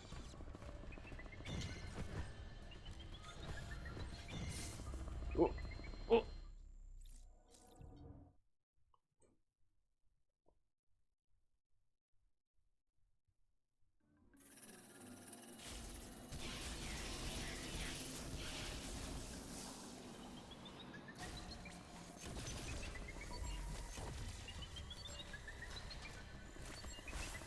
Shit.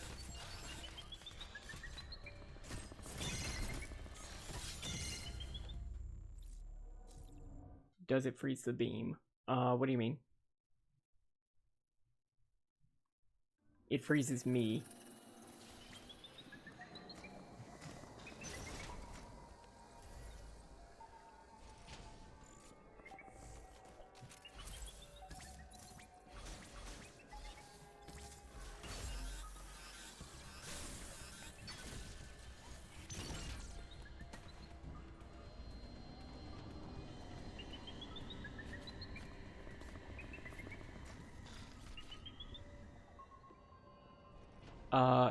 I will not have the ice beam. We will actually get the we'll get the ice missiles. They did a thing in Metroid Fusion where they're like, hey, Metroid DNA, you are super weak to ice. You can't use the ice beam. It will kill you. But then at the end of at the end of Metroid Fusion, you sort of absorb the SAX, who, you know, is Samus at her full strength. So you reincorporate your own DNA into yourself. And so you're able to use Ice Beam again. But Connor, didn't you just say, yeah. Yeah, they just didn't want to give you the Ice Beam. So once again, the cool super missiles that you get halfway through the game get replaced by the Ice Beam, or the Ice Missiles. Hello.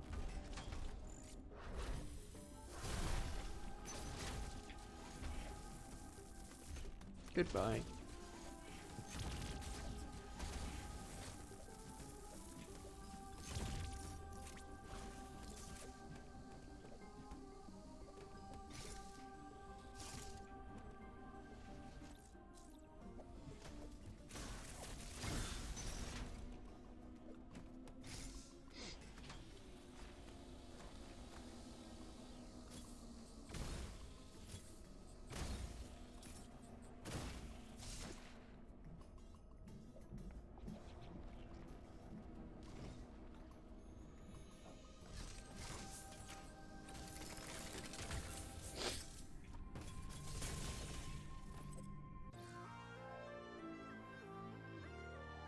Now we got a double jump.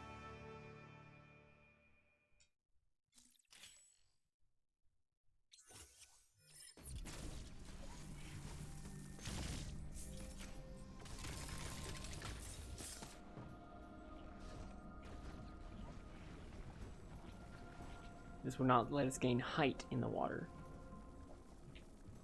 but it will let us gain distance in the water.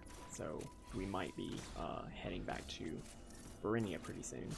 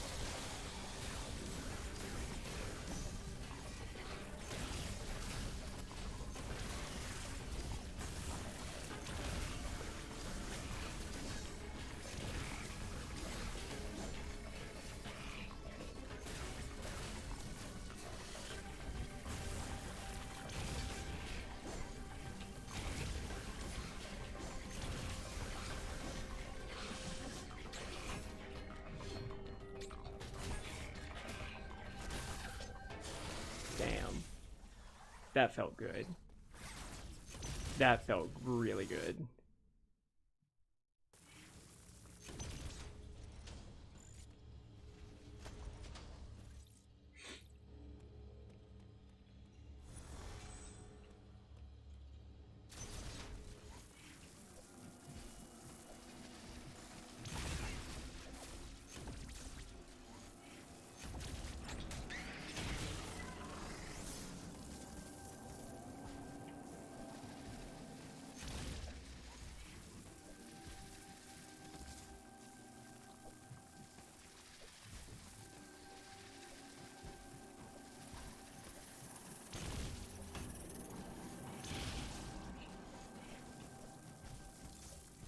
Alright, the good execution has stopped.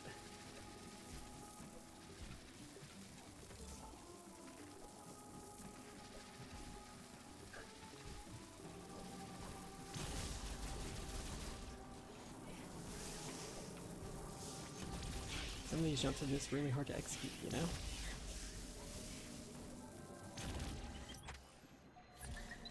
Hey, wanna know what I shouldn't have done? That.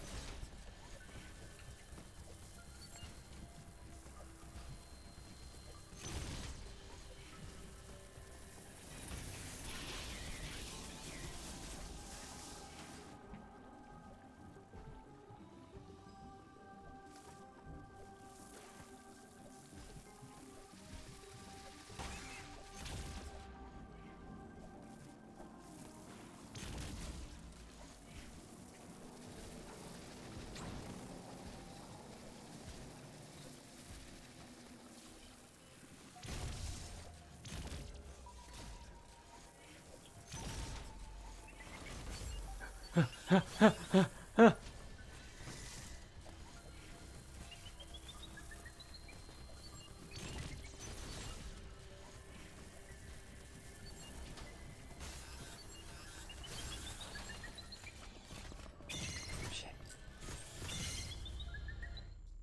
Oh, look at that.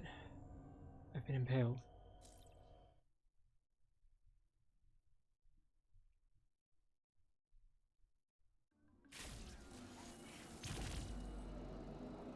Ugh.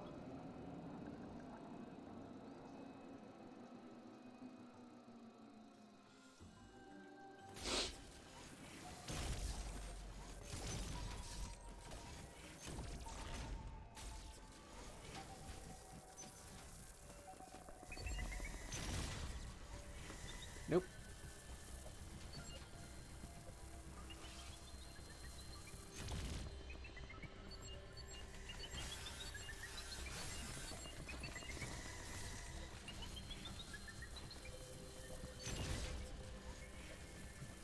Can't do that.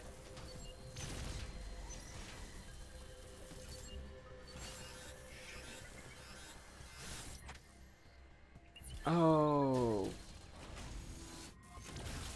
I thought that was a cold room and they were telling me to avoid that because it'll be cold.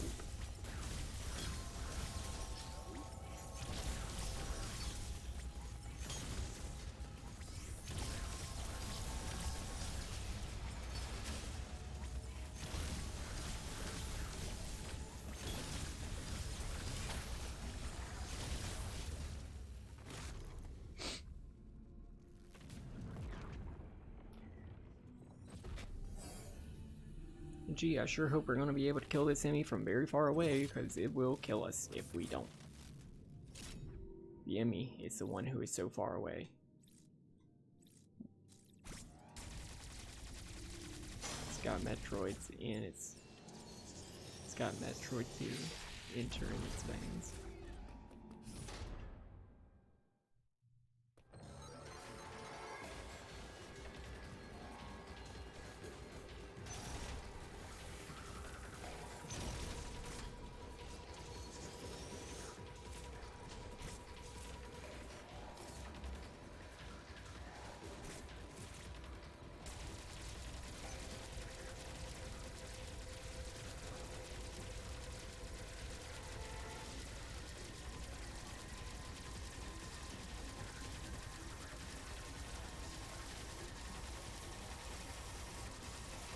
Ah, so close.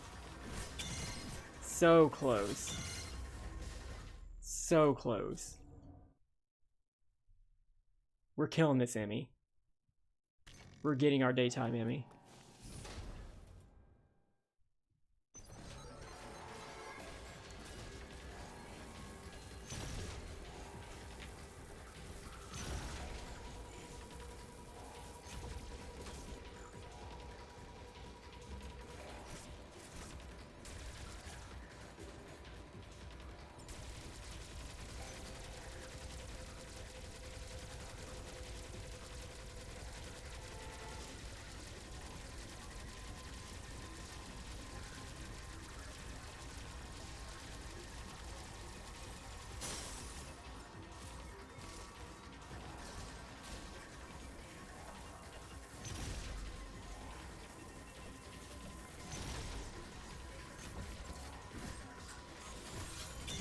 I hate that.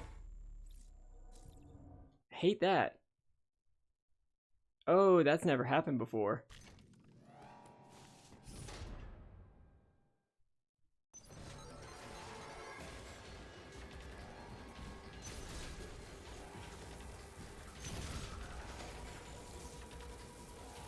They're like, oh, you thought you were safe? Haha, fuck you.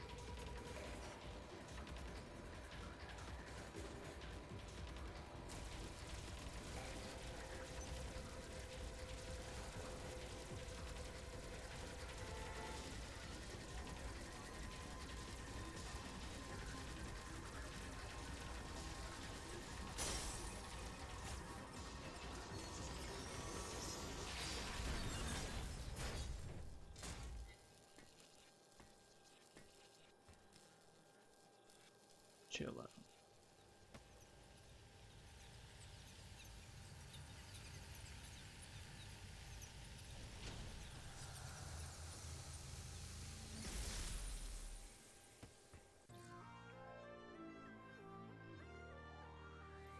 So we don't have super missiles anymore, but we have ice missiles. What's the difference? They freeze things. That's it. But that means we can go through these little fiery plants.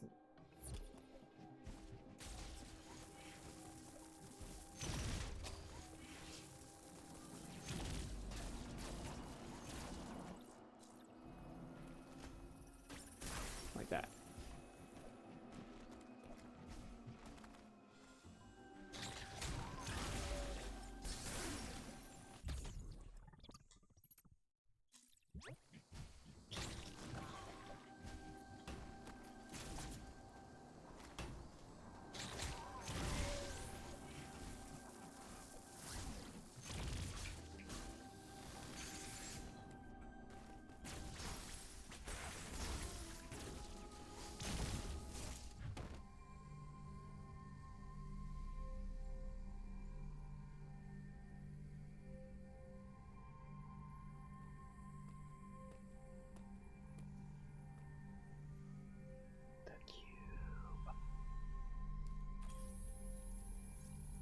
So this is another Aeon ability. This is going to basically let us figure out how to 100% the game. And I will be making much use of it in my other save file, so that I can actually get the 100%. If I find time to just like sit around, read a book, chill out with the Metroid for a little bit.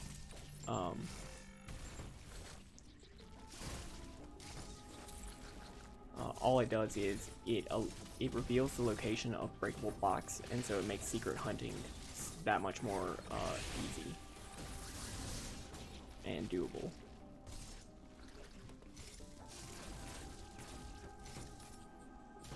Completely optional. You don't have to do it.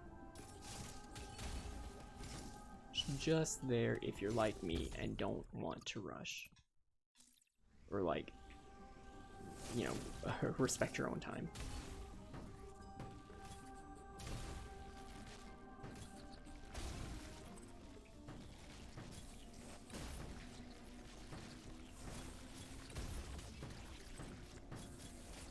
It's basically the replacement for the X-ray visor from Super Metroid. Except this one actually works.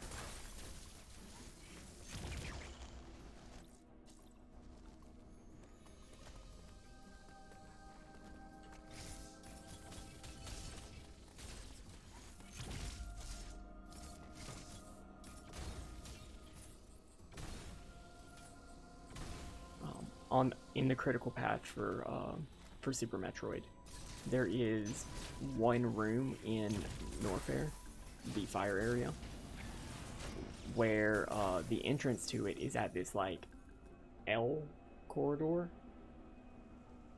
where like if you're looking at the screen, you can see that the path goes to the right or the left.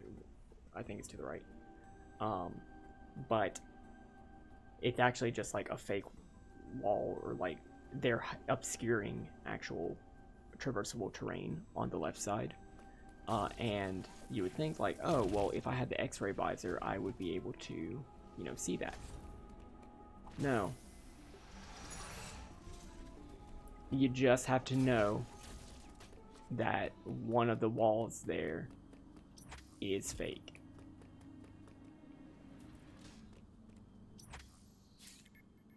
But Super Metroid is a perfect game. It's really good. Some things can be fixed. Yeah, we are about to end. I think we're going to go to this next area, find the first save file, or save place that we can, which is probably going to be talking to Adam, and then we're going to call it. But good night, Gotham. Thank you so much for sticking around. Hope you enjoyed.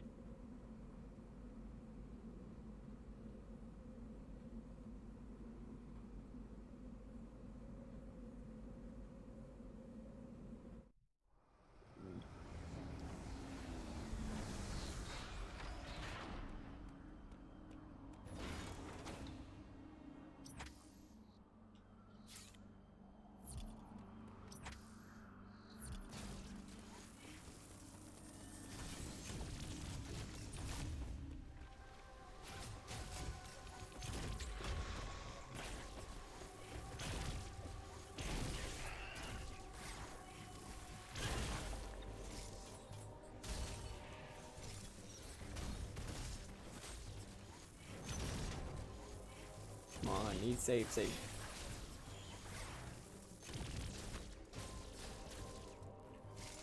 Give me save station. Want to save. I would like to buy a hamburger.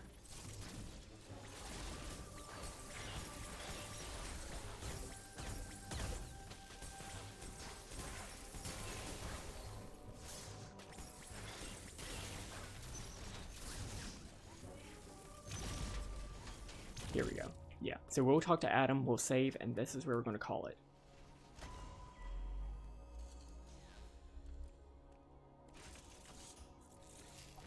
Uploading data. This area, Frenia, appears to have been a sanctuary. The Makan conducted ceremonies and rituals here. Now it all lies in ruin. It was likely destroyed in the chaos following the X's arrival. That would match what Quiet Road said. They have turned it into a hive.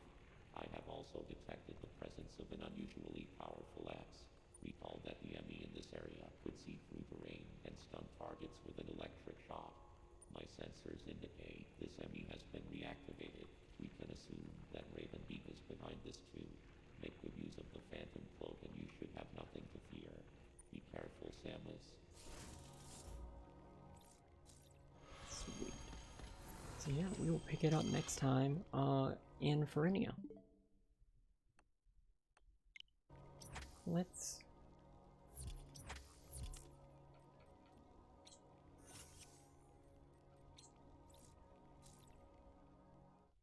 see where we are. 21%. Well, since I'm at 59% in my others file, that seems to be fine. Sweet. Well, I hope y'all enjoyed that. If you did enjoy that and think it would be fun to see if you can make your way through that and want to, just support the mother of all Metroidvanias, then absolutely do that. But I appreciate you all sticking around. Come say bye and chat. Lady and I are about to head off to bed ourselves.